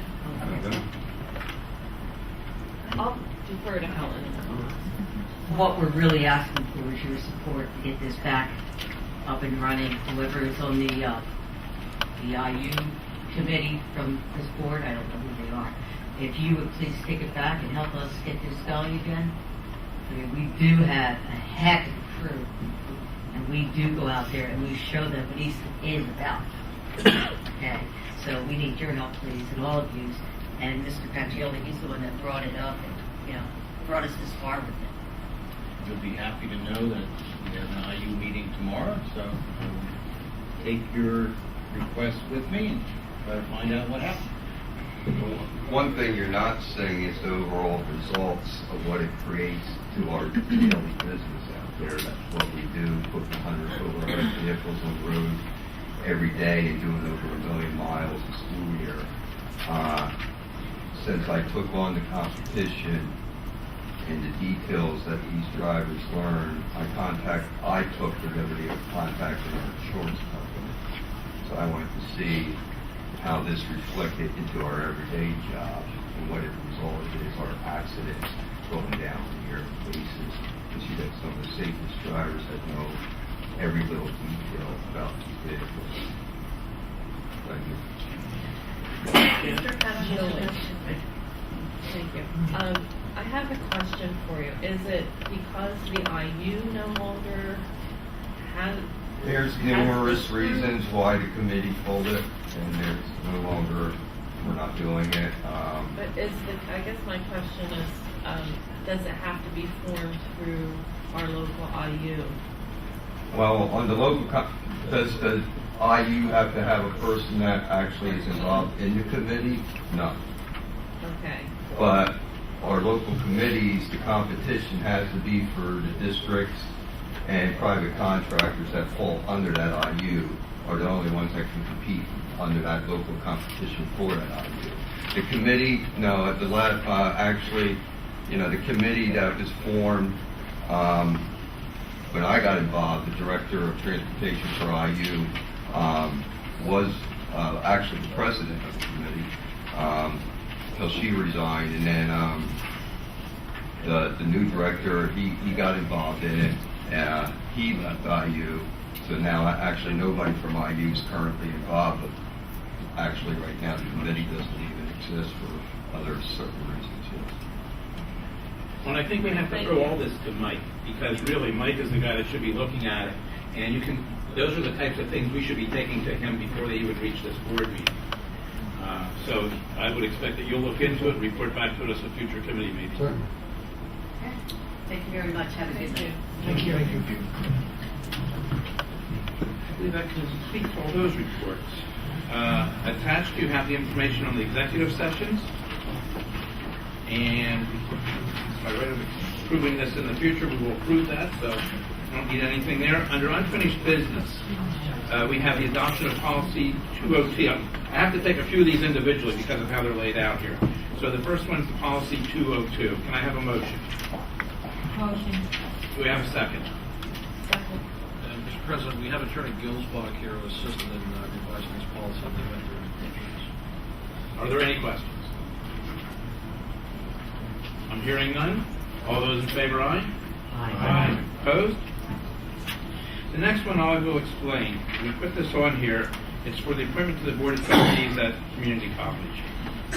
The terms at Community College are 6 years, and we received notice this past week that Dr. Herm Kasai was going to be not looking for reappointment at the college. Therefore, typically what the college does is January, February, send out and saying, these are the board members that are due to be reappointed. They are interested, and Herm indicated that he is not. So this created an opening in the ranks. From a personal point of view, I will throw and say I would be interested and respectfully request that I could take that appointment, and at that point, in the future when the time's appropriate, I would end up stepping down from the Wilson board under the same type of an appointment. I don't know if there's anyone else on this committee that's interested. If not, though, because what will happen now, we will take that appointment, forward that to the college. Coming back in probably around the March timeframe will be a ballot that comes out, because this board, as well as all the other boards throughout the county, vote on all the people that are being appointed. So whoever the recommendation is, wherever they come up for Bethlehem or for Bangor or Northampton, whatever, this board gets to vote on all those, as does those boards get to vote on who your recommendations are as well. So at this point, I'll entertain a motion or discussion. Mr. President, I move that we nominate Mr. Fennell himself as our representative. Second. I'll second. I have a motion and a second. Any other discussion? All those in favor, aye? Aye. I abstain. Thank you very much. Opposed? The next one, the board meeting schedule. There is one change on that we talked to look at, and that is all the Wednesday meetings that are currently listed for committees will be changed to Tuesday. So wherever you see a Wednesday listed on the committee meetings, that will become the previous Tuesday, moving up one day.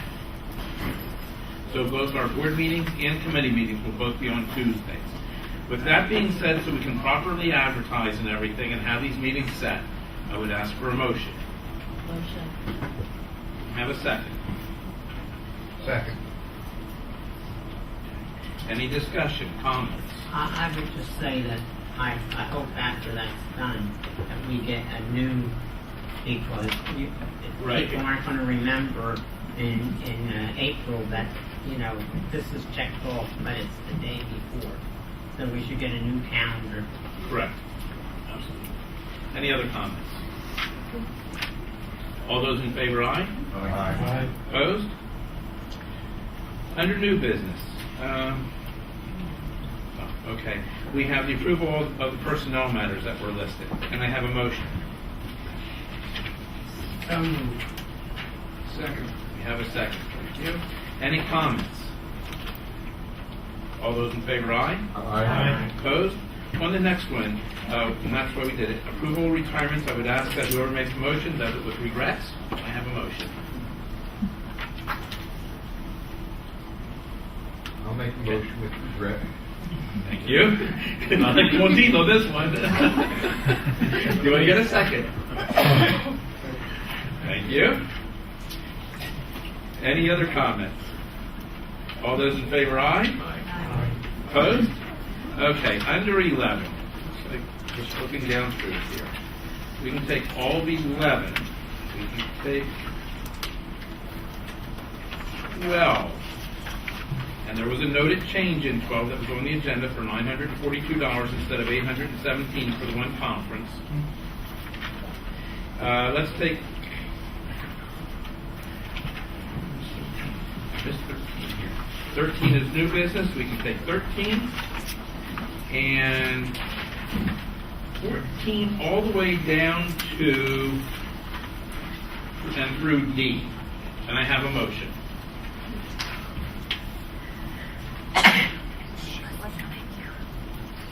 I'll move that.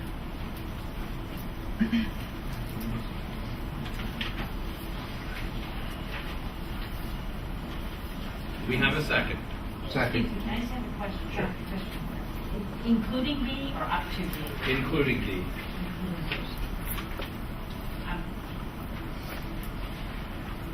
So we're making a motion to approve everything and deny D. Correct. Yeah, we're doing the motions just as they're listed. Any other questions? I have a comment on D when it's Appropriate. We have a motion and second, so the comments are appropriate. I understand the denial for D. However, I also thought that under discussion in our committee, we mentioned that we would revisit the policy that's associated with this, 701. Yes. And add that to the agenda items for the policy committee. Is that correct? Correct. So at that point, we can revisit this request if the policy does end up being changed. Is that correct? Any other questions or comments? Mr. President. Yes, sir. In light of our budgetary issues that will probably only become more difficult, I would recommend that the school district start to look more carefully at discretionary spending. And therefore, I would not be in favor of 13B.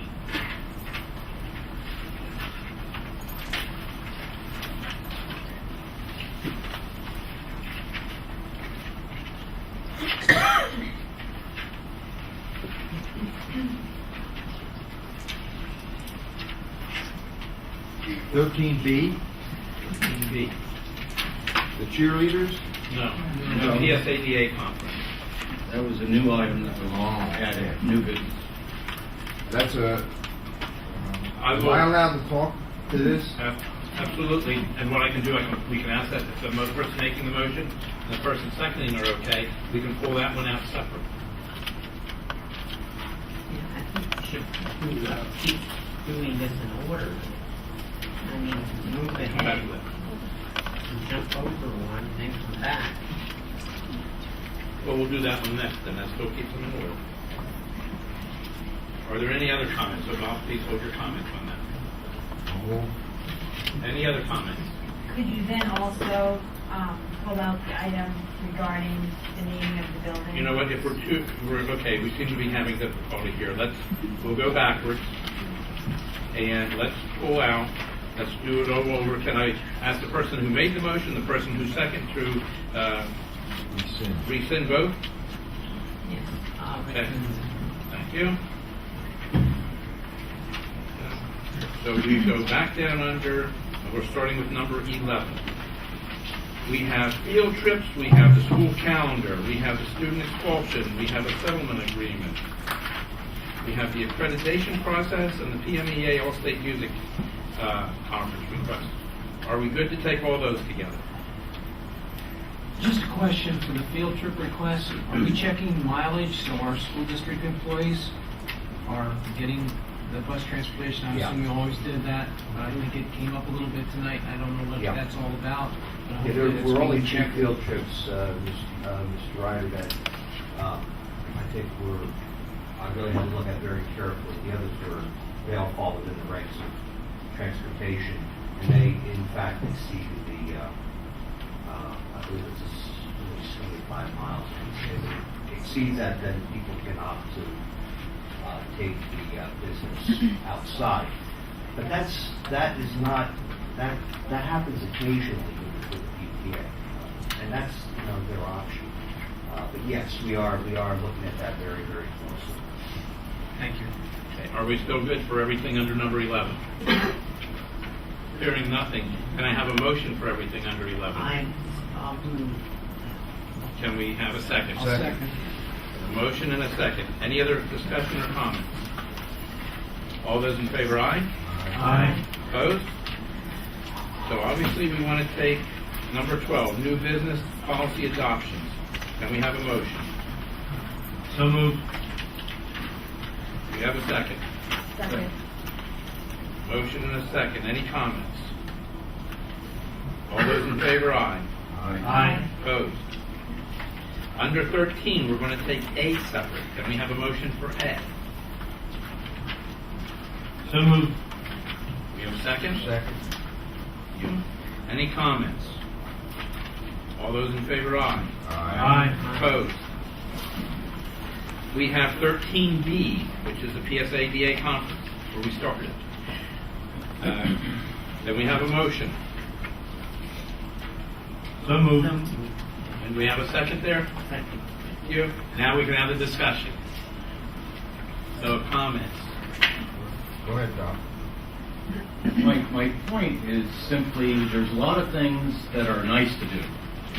And I think that those that we approve have to become less and less because we're going to have to focus more and more on what we need to do, what we must do. And I don't see this as in that category of must. Okay, I'm allowed to speak to this? Absolutely. The reason I ask that is because my wife works in the athletic department. I've been to these. My wife has been nice enough to take me to one or two of these when she was an athletic director in another school district. I thought, the very first time I went, I thought, well, I'll drink 2 cases of beer and go to bed early and that'll be the end of it. But in fact, I found out that there's an awful lot of very interesting discussion that takes place among athletic directors in an informal setting sometimes, but meetings are scheduled almost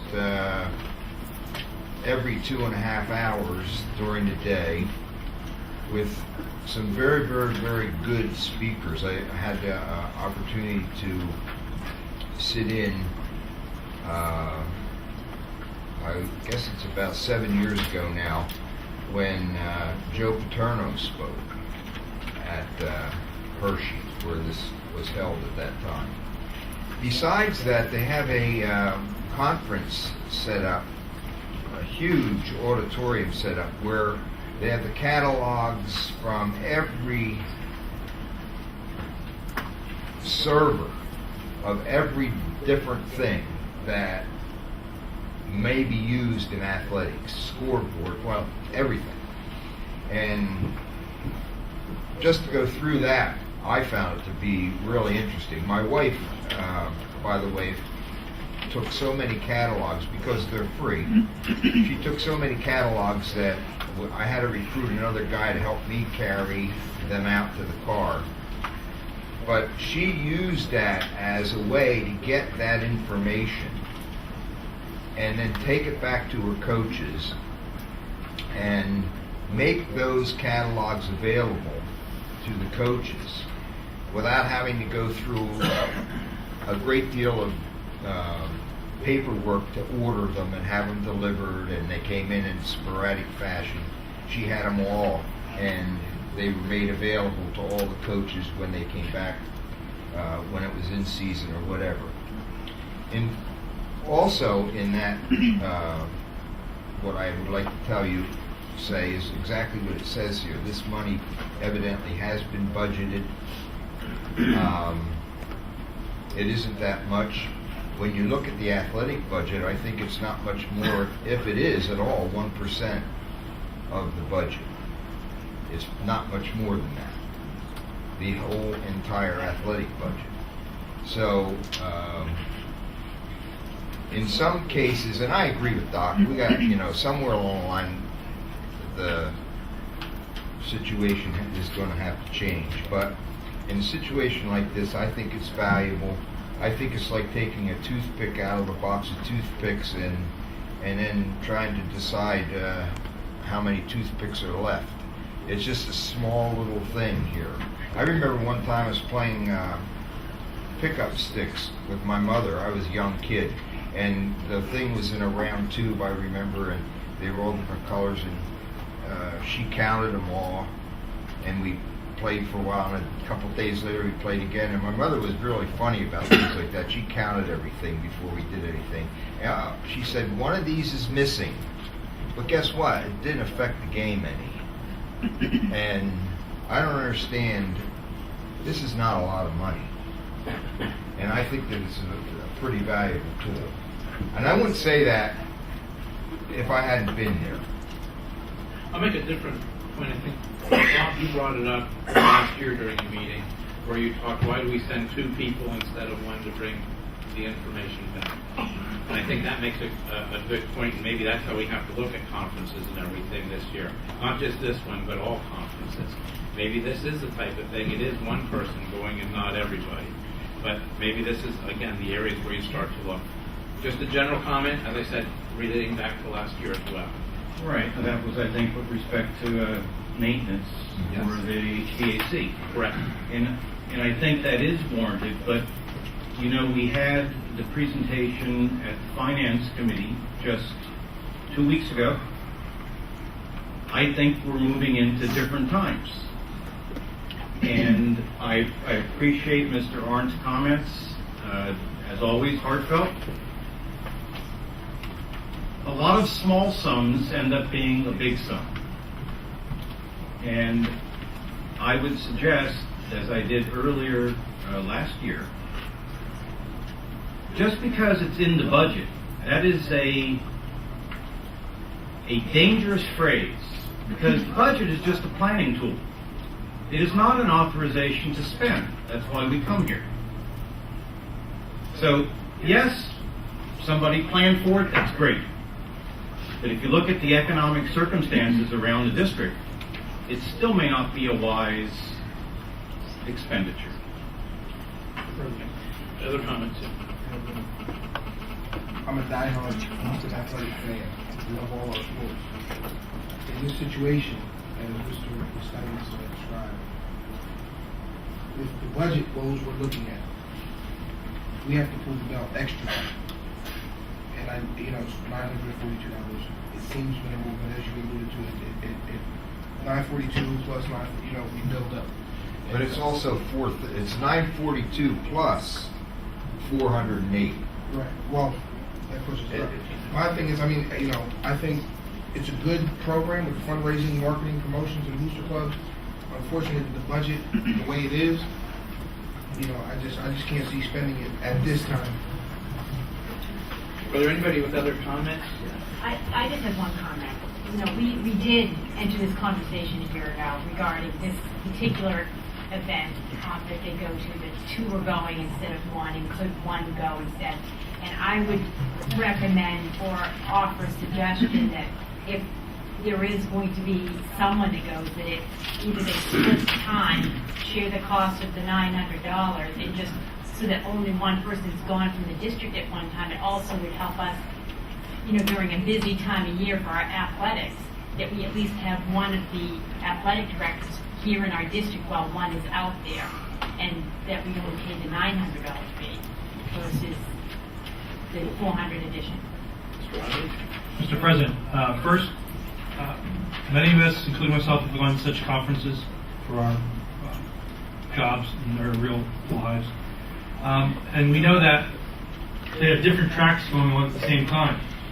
So one person can go to one seminar, another person goes to another seminar.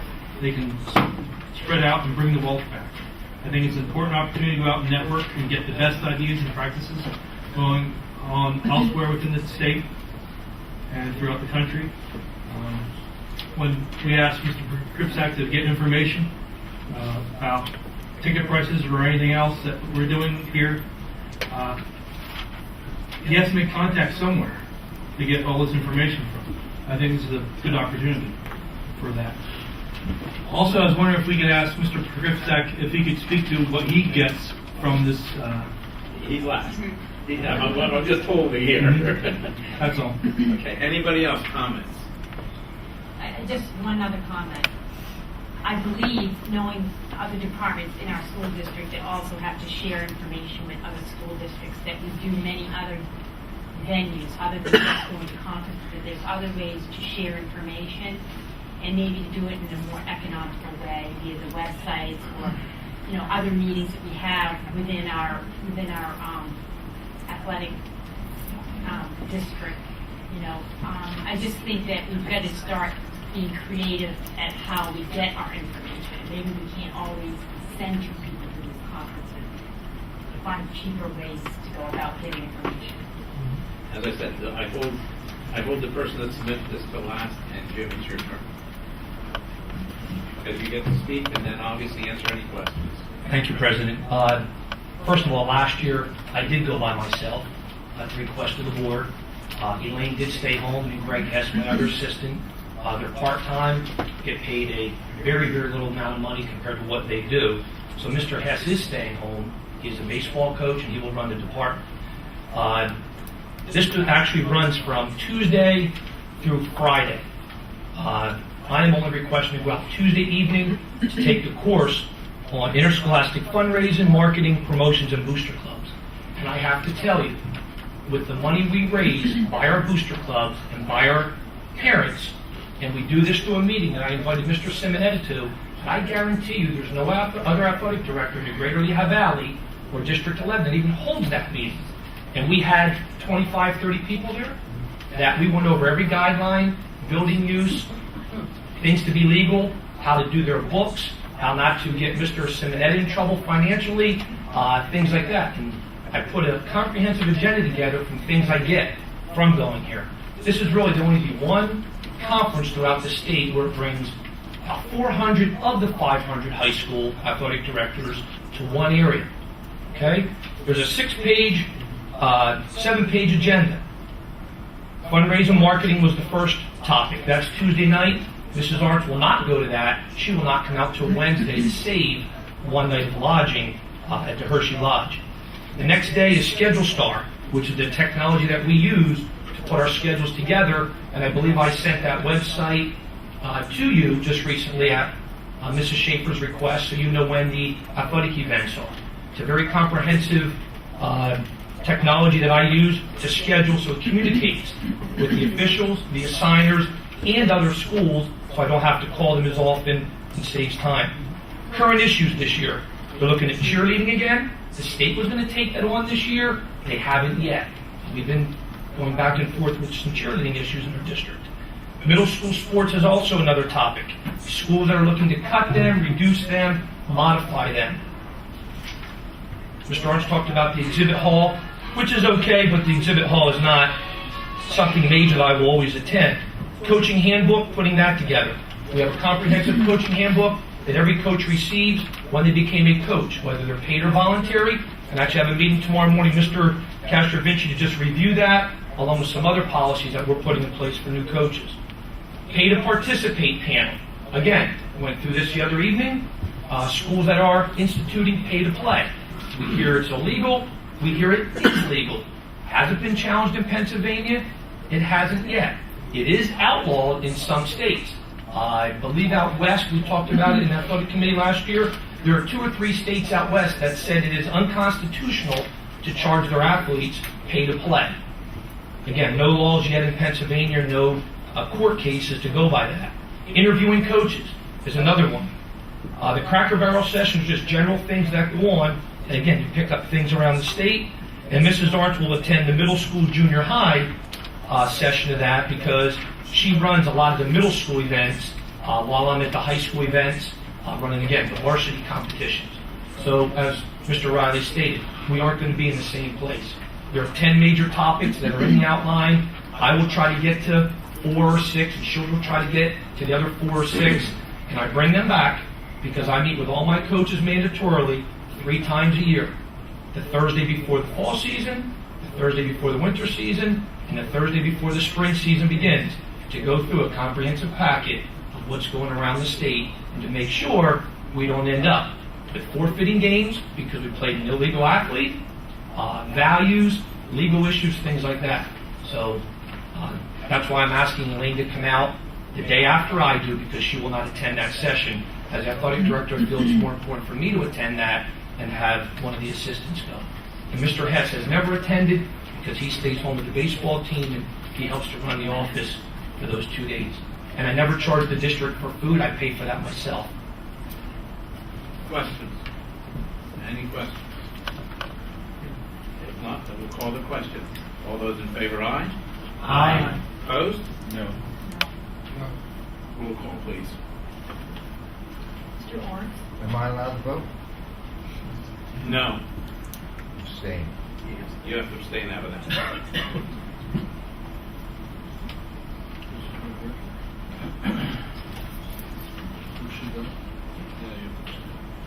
Yeah, abstention. Mrs. Ellison? No.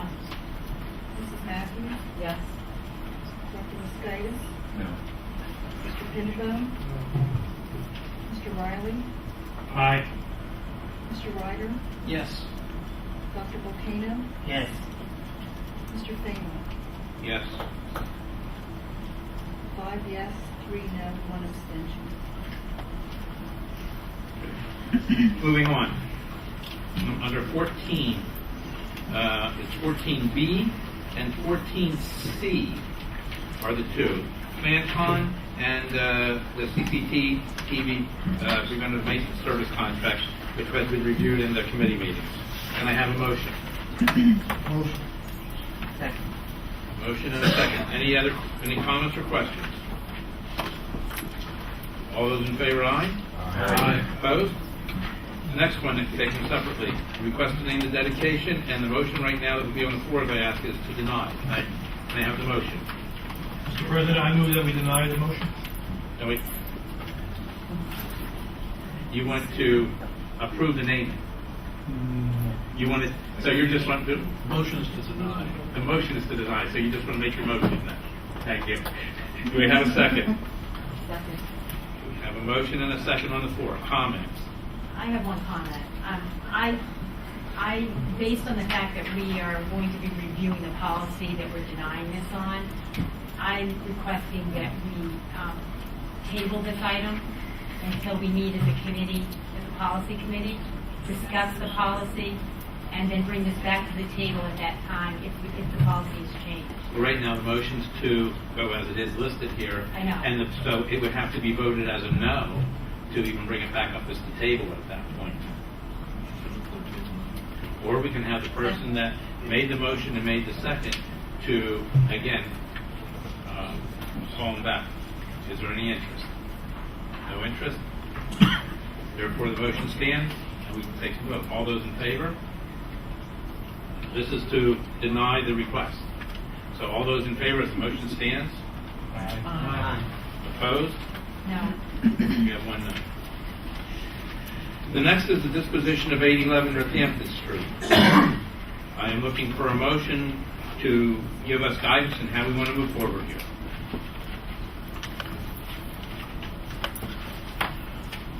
I would like to make a comment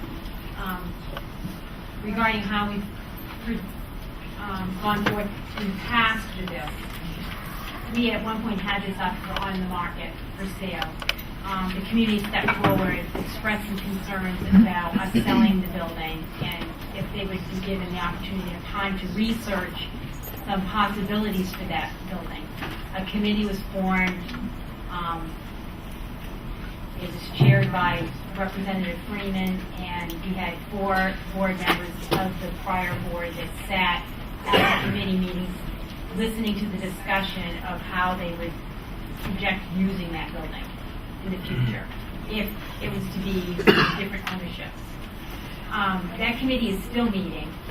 We've also secured, not we, but the community has secured a grant, $5,000 grant, to have a contractor come in, an engineering service come in and look at the building and bring information to the committee and also to our board as the Buildings and Grounds Committee, and then the board to formulate how we decided to move forward on that building. Whether we put it back on the market, whether we hold on to it, whatever it may be. I would ask that we respectfully await the final synopsis from the architect, from his studies of that building, and hear it in Buildings and Grounds before we make a decision as to whether we are putting this building up on the market or not. I also thought about it a lot today. I'd like to table it till next month. My reasoning is the community has come forward and did some work on their own, I think, for the last year, a little over a year.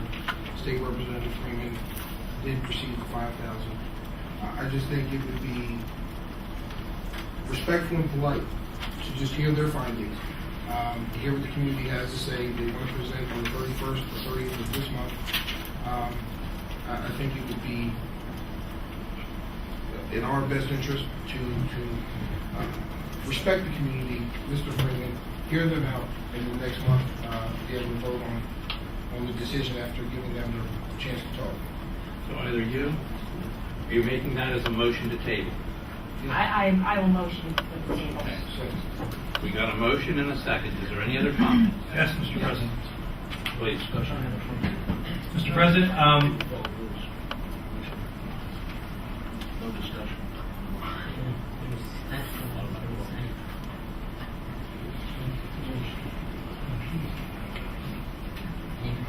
Actually, there was no motion. Right. Yeah, well, we have a motion and a second now, but, so that makes. it was never brought to the table, so how can you? Yeah.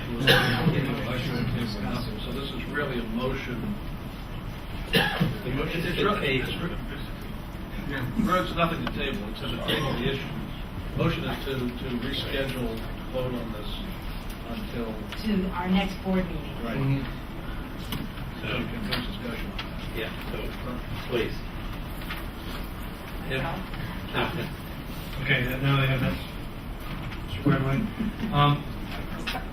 Mr. President, I believe it would not hurt anything to put the property back on the market as soon as possible.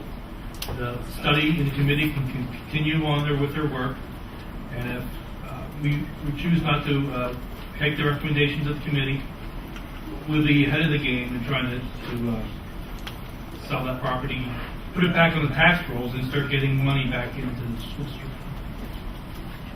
Other comments? Yes, I just like to note that we have to do, I think, a couple of things. One, it will have to be re-inspected by the city. Even though I know some of you went through it today and saw how bad the building is, okay, and it's needed repairs to upkeep it, but it still would have to go through a city inspection because you took it off the market. Now it's going to go back on, so the city has to inspect it. And keep in mind that that piece of ground is educationally zoned. okay? It's just one lot that's educationally zoned. So when we sell it, it has to be taken before the zoning board to see if they would change that. And the other thing is, I think we have to make sure that we put some covenants in selling it through our attorneys, because we don't want to go through what we did when we had a buyer who wanted to basically bring kids in from all over, put them in there, and say we're helping them when they really have a track record for not doing that, and then having 50 kids that we have to now educate from out of our district, and that's a further burden for us. So I think there's three things we have to keep in mind. When we sell it to who, first we have to get it re-inspected, we have to get it. The buyer would have to go before zoning, so they would say, I'll buy it as long as I can get it changed. And the other thing is, we don't want to get stuck with some organization that's using kids to get money and then putting a burden on our school district. Mr. Freund will check into all that. Any other comments? Yes, we need to bring this to a head. I don't know how long it can sit there after several years of the community, put it up for sale, back and forth. The reality of it is, it's an eyesore right now. There's a lot of physical problems to that building, and you can wait another month and table it, but we still have to bring it to a head and say, enough is enough, make a decision. And I think as a board we need to make that decision ASAP. Mr. Ryder, I think I agree with you. The thing is, the previous board decided to take it off the market for whatever reason. I wasn't involved, obviously, and allow this committee of citizens and some representatives to go out and get money and do a study. All I'm asking is we table it for a month and just let them finish what they started, which they're going to present on the 31st. And I just think it's out of respect for these people who spent the last year trying to work things out. I don't think much more damage can happen to it in 30 days. And I think it's only fair to them that we, let them finish what they started. It's only in a couple of days they're going to present. Well, then we can make a decision. we'll talk about the presentation based on how the vote goes. Councilor Moscaitis. The only additional comment that I would say is to further the ends of reaching the end of the road with this, I would ask that whatever information is necessary be available by the February 7th Buildings and Grounds Standing Committee meeting. Because what I would like to see emerge from that committee meeting is a strong recommendation based on facts, so that when we get to the end of February, we can intelligently vote this particular proposal. Obviously, the district has made a de facto decision, since it's in a state of disrepair, that we don't need this building. So an important element to my decision would be to hear on February 7th whether or not this building fits into the academic plans for this district anytime in the next 3 to 5 years. I think we can reasonably expect that on February 7th. Other comments? I'll just very quickly review what our legal options are. They're very brief. Following up on what Dr. Moscaitis has pointed out, in disposing of school district property, real property, the first determination has to be made by resolution, is whether the property is in fact unused and unnecessary, which is the term in the code. Once that determination is made, of course this all can be made within the same motion, but once that determination is made, property can be conveyed in several ways. If it's sold, it can be sold either publicly or privately. It can be sold at auction or by a sealed bid, or it can be sold by private negotiation. If it's sold privately, then you have to file a petition in the court to confirm that in fact it's a fair price and that there's nobody else who could pay more for it. The unused unnecessary school property can also be conveyed to a 501c3 organization for any consideration that is free. And lastly, it can be conveyed without consideration to a municipality or municipal entity, provided there is a reverter clause that it comes back to the school district if it ceases to be used for municipal purposes. That's the universe of options available. Okay. The current motion on the floor is to table this till, and have discussion on, to table this until the next board meeting. That's currently where the motion and the second is. But my comment's going to be made. If we look at the meeting, my suggestion is going to be that group that they want to talk about would be here on the 7th for a 15-minute presentation to this board. Because that's what counts. It's to this board. It's not to one individual or two. It's that we can have Mike send them a letter saying, no, we're not participating that way. Their presentation is going to be here on the 7th, that evening, at a specific time, and we go from there. But we have the motion to vote on first. So we have a motion on the floor that will table and hold this off until next month. So I will ask all those in favor, aye. Right. The committee meeting. The committee meeting. Well, no, so when we vote, we don't vote for 2 weeks later. Right. But we would hear it on the 7th and then we push it to the full board. I understand. Okay. But I think the 7th has to be The 7th is in a this fixed date. motion due to Yeah. the fact that we want to move on this as soon as possible. Okay, the person making the motion, the person seconding, are you okay with the 7th? Absolutely. Joan, you'll take care of scheduling all that. Mr. Chairman? Yes, sir, and I need Tim as well, so Tim's first. Okay, I have a question for Mr. Freund. Does the original resolution that enabled us to put it on the market count, or does that have to be redone since we took it off the market? That was before me, so I have to see what it says. I assume that was given to, at that time, was given to an auctioneer. But I don't know whether it was for public sale or private sale. It was for public sale. Yeah, I mean, my advice would be to, at this point, to renew it. Just one way or another, you're going to need 5 votes to sell. So the process would be, once you decide, make a decision. Are you going to keep it or are you going to sell it? Once a decision is made to sell it, the question is, how do you want to sell it? And that has to be set forth actually in the resolution. You're going to sell it by private sale. If there's going to be conditions on it, that has to be in the resolution. And, then we go about selling it, public or privately, depending on what you want to do. But I'd recommend that we do it over. It's a simple resolution, difficult parts making a decision. So it sounds like that building and grounds meeting, a full 30 minutes that night is all going to be on this. 15 minutes for their presentation, 15 minutes on the discussion of how we want to handle it. Excuse me. So, Bob? As part of that February 7th meeting, I would just say we should also have the architect's report that has been already paid for out of a grant. I think it's Glickman. Yes, he's ready to present. But also, we have to understand that if we plan to do anything, we have to, what he may have done is not representing the school district and the school district direction. So at that point, Mike would have to have Dewey Engineering take a look and come back with a report. Now, do we want to authorize that to occur at this point in time so we can really have the report that's going to be necessary for the district? Because, or is that going to be another stumbling stone here?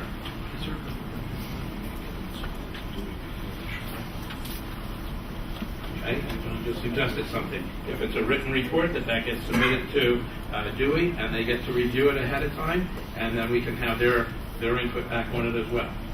You like that? That's excellent. Because that way we don't have another stopping point. Right. Okay.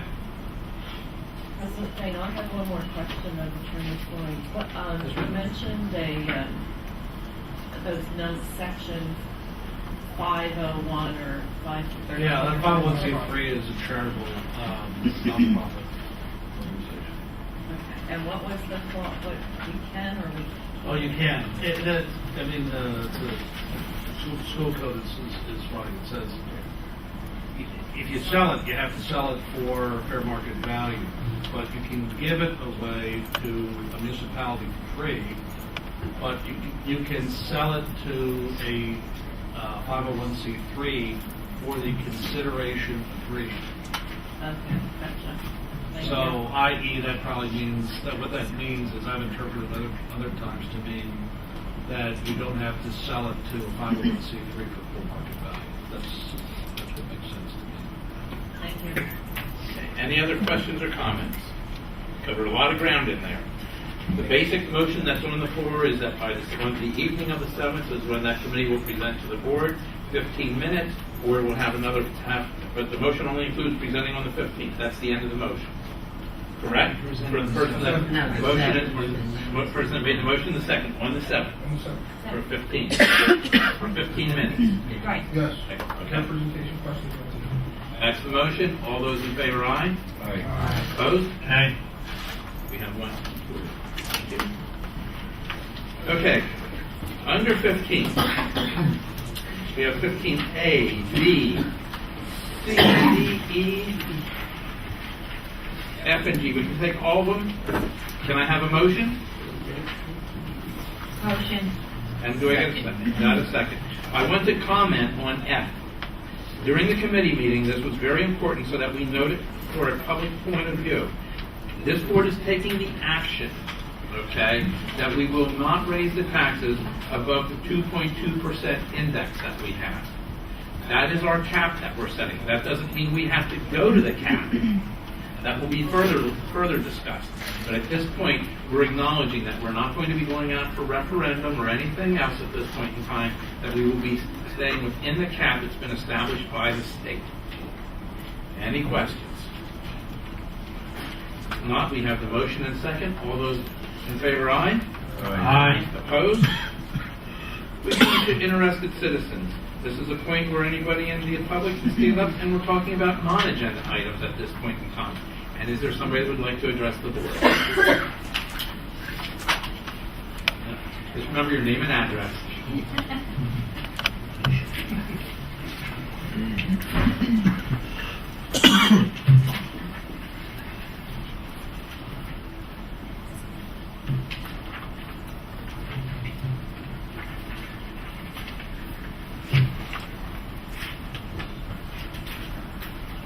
Jody House, Palmer Township. Tonight you discussed looking at budget concerns.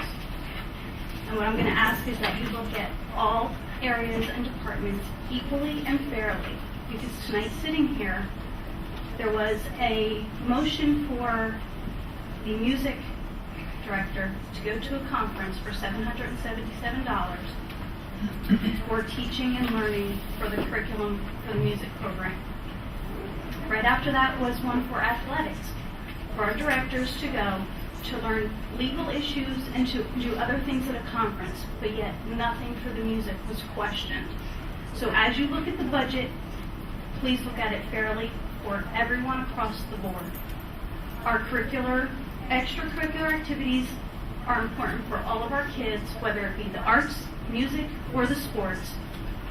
And so when you talk about budget and budget cuts, please look at everything fairly. Thank you. Is there anyone else?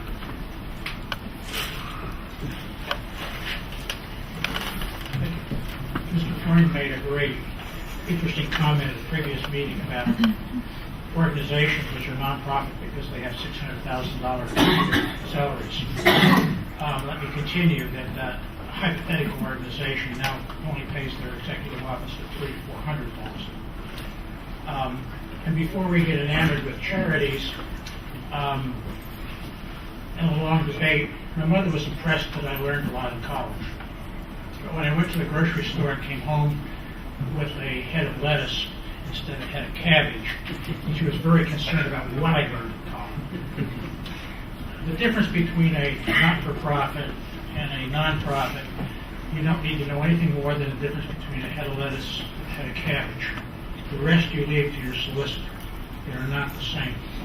But more importantly, a 501c is a misnomer in terms of the way we think.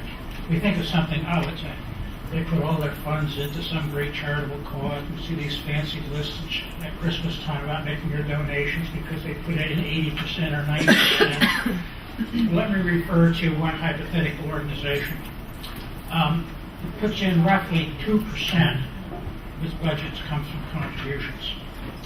It is a money-making machine virtue of the tax code.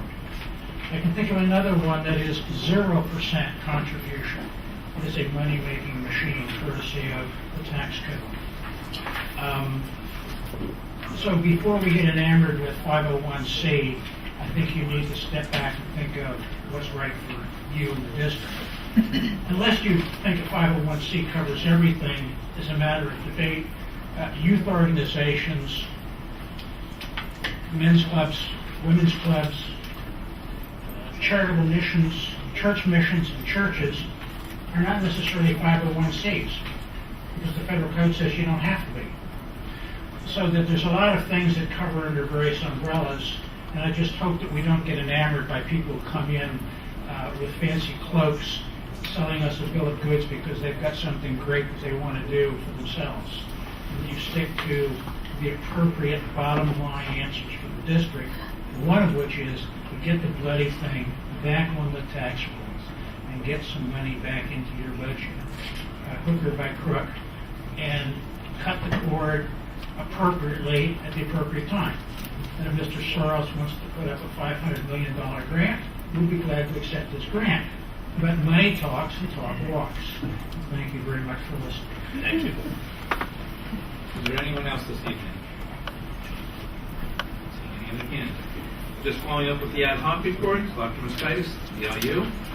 Well, we heard from Dr. Brennan earlier today. The only thing I would say is it would be very worthwhile for the board to schedule her. She and her staff put together a superb overview and video, which would take about 20 to 30 minutes. So whether it be at one of our standing committees or at a board meeting, I think in March that would be a very appropriate thing, and it would be very instructive and useful for the entire board. Thank you. Eastern Area Public Library. Mr. President, after the library director's presentation today, there is nothing other of any significance to report. Next meeting will be February 14th at 3 p.m. at the library. Thank you. CIT.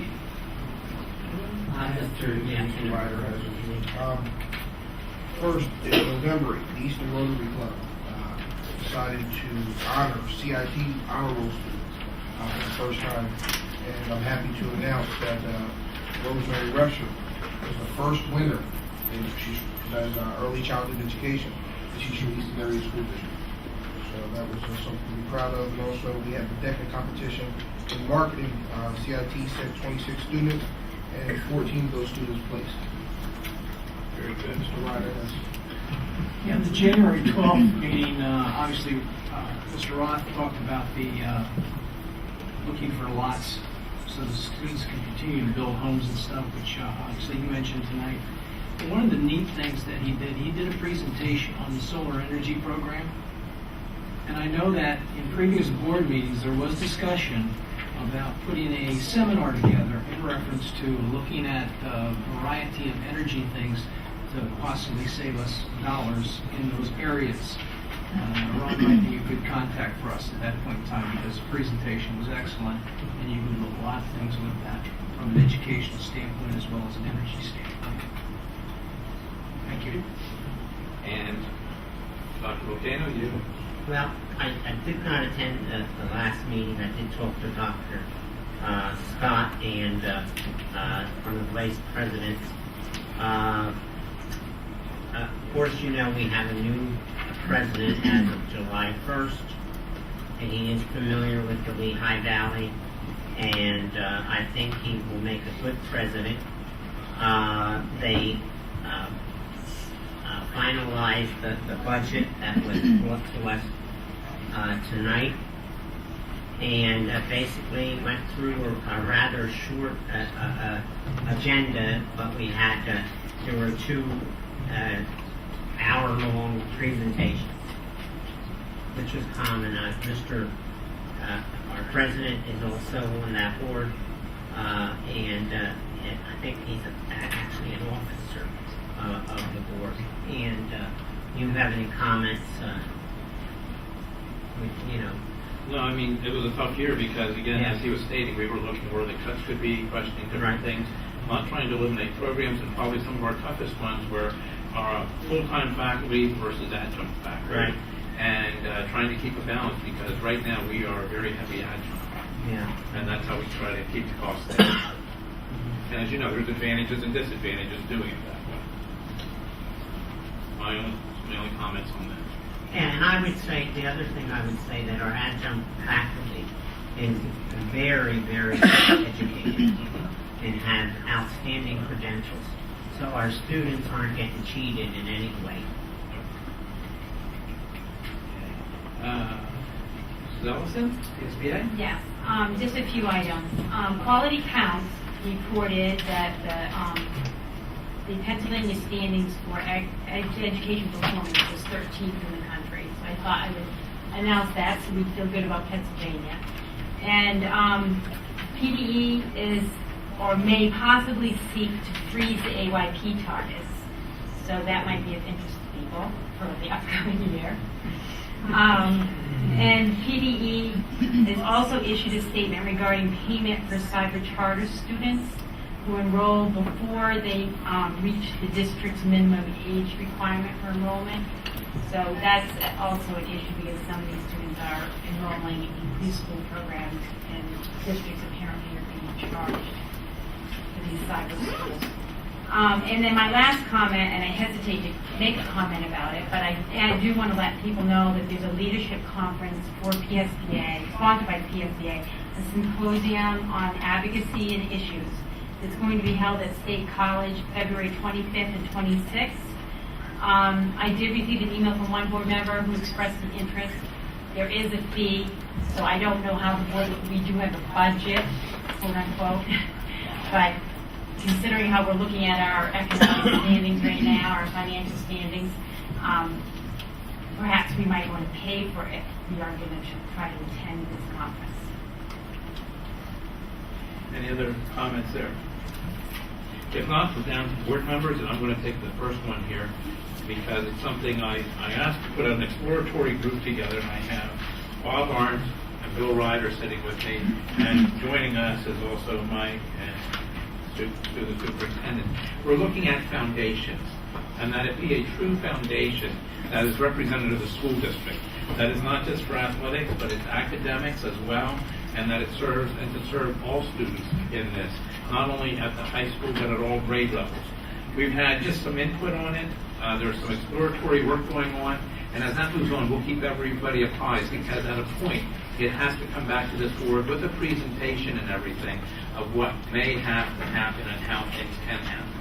And we've received some information that has been interesting that's happened at other ones across the Lehigh Valley.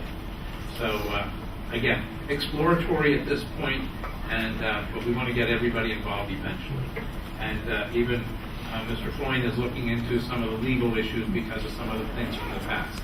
So there's a lot to go on, so it's not an overnight process. Other board members? President, I have two issues that I'd like to probably get pushed to the committee. The first thing is that it won't affect our schedule at all. I'd like to see if we can push some meetings out to the community. For example, maybe one we do at Chester, maybe one at Palmer, one in March, Pasadena. A lot of people can't get to the meetings up here. And I think it would be good to do it in the community. Get some folding tables and chairs. I think we could do it. It doesn't have to be an every thing, but I think I'd like to put that into a committee to look at holding some meetings out in the community. Do we want to do the committee meetings that way, more so than the actual board meeting? That's something we can discuss. Because I think issues that you run into is probably the actual filming, and Tom, I'm looking back your way, that would become the filming of and airing these types of... I think not necessarily the filming, but the sound system might be an issue that we'd have to look at. And the reason I asked that, arbitrarily, I can sit here and we can move a couple meetings around. We want to be careful about doing it, but that has to be part of the advertisement, because when we advertise, if we were to move them, we have to re-advertise, so we don't want to do that. So that's why I'm asking the questions there. So would it be a committee or a board meeting? I think committee, because we're doing, as we discussed, we're doing a lot more back and forth and really going through the meat of the topic in committee. So I wouldn't mind seeing committee. Any other feelings on that? I would make a comment about that. We used to have our meetings at the high school before we had this building here, and it was effective because a lot of parents and students congregate around that high school in the evening, and it gave them the opportunity after the game or after, whatever concert was on, they could come to the board meeting, and it was accessible, parking was easy. the bus goes by, so there's a bus route, there's no bus route up through here, so it makes it difficult for people that don't have transportation. And I also think that it's nice for us to reach out to the people. Other comments? I could just say that the city council has moved their meetings around, and they have found out that they have gotten far less attendance by moving their meetings around than they normally get.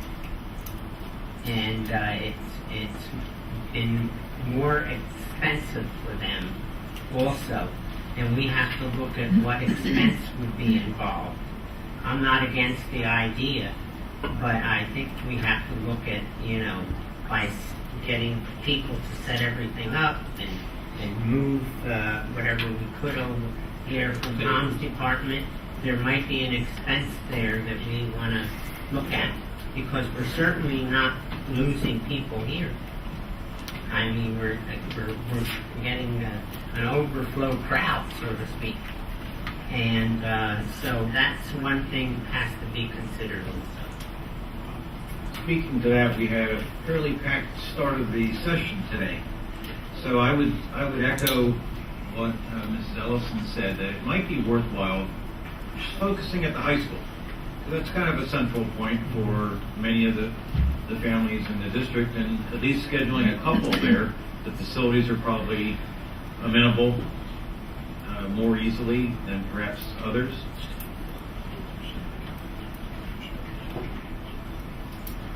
Any other comments? Yeah. If you want to move on to a different topic? No, any other comments on that topic? No. Okay, I think Frank had one more item, then I'll come back over. One thing I just wanted to bring up from talking to people in the community, especially the much older people in the community. 12th and Northampton Street School, which we know now as Paxton-Osa, has always been an Easton school. I'm not a big fan of the name of Paxton-Osa there. I'd like to have Easton back. If you want to put Easton Paxton-Osa, Easton Elementary, I think that's an Easton school. It's in 12th and Northampton. It's always been an Easton school. And I think we should consider switching that back. Let's just put that right on the next voting and grounds agenda. Kind of west, we're loading it down here. Well, I didn't know if we had to bring it here Yeah. first. No, just take it right there. It just dawned on me when I checked it, with our approved dates now that April 24th is the primary election day. Do we want to keep our board meeting on that day? And now that we moved our committees to a Tuesday, November 6th is the general election, presidential election. And do we want to keep our committee day on that day? I won't be here either day. So that's a good catch. That's a real good catch.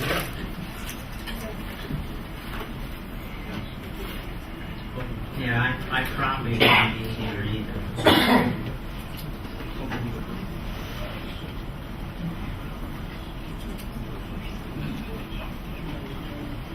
Okay, so November, right now the problem would be 11/7, 11/6.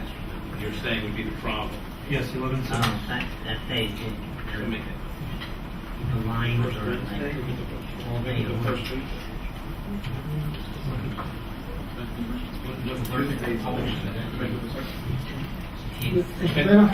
Yeah. What are meetings the second and fourth Tuesdays? But in this case, it wasn't the first one. So if we go to the second Tuesday, that would be the 13th. Does November 3rd, if we change it to November 13th, I would ask, we're going to have to revote that item. And the other one was April 24th, which is the board meeting date. Move that to the second.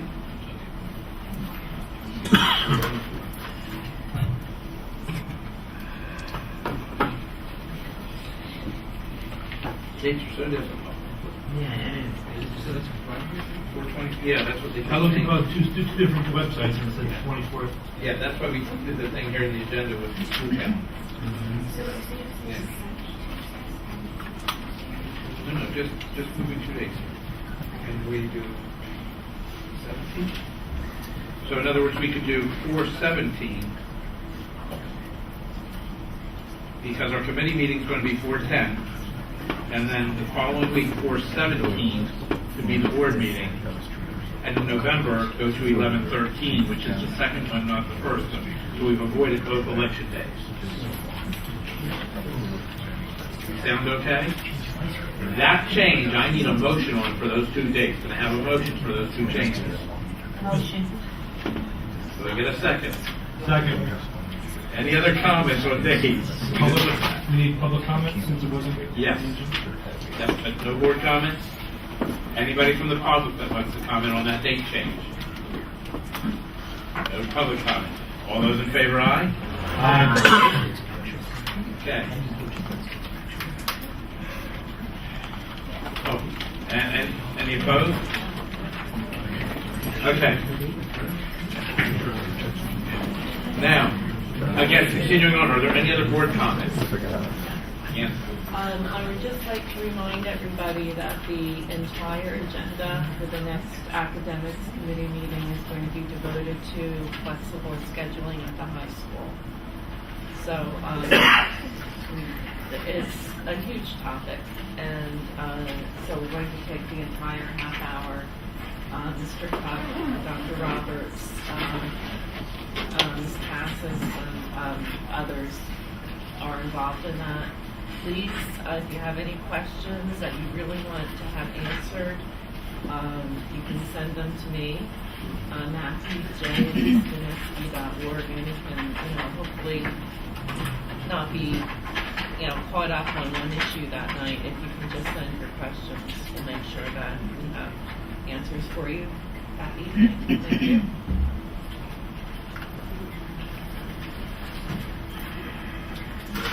Any other comments this evening? If not, I think I can ask for a motion to adjourn. Second here, everybody second? Great. All those in favor, aye? Aye. Opposed?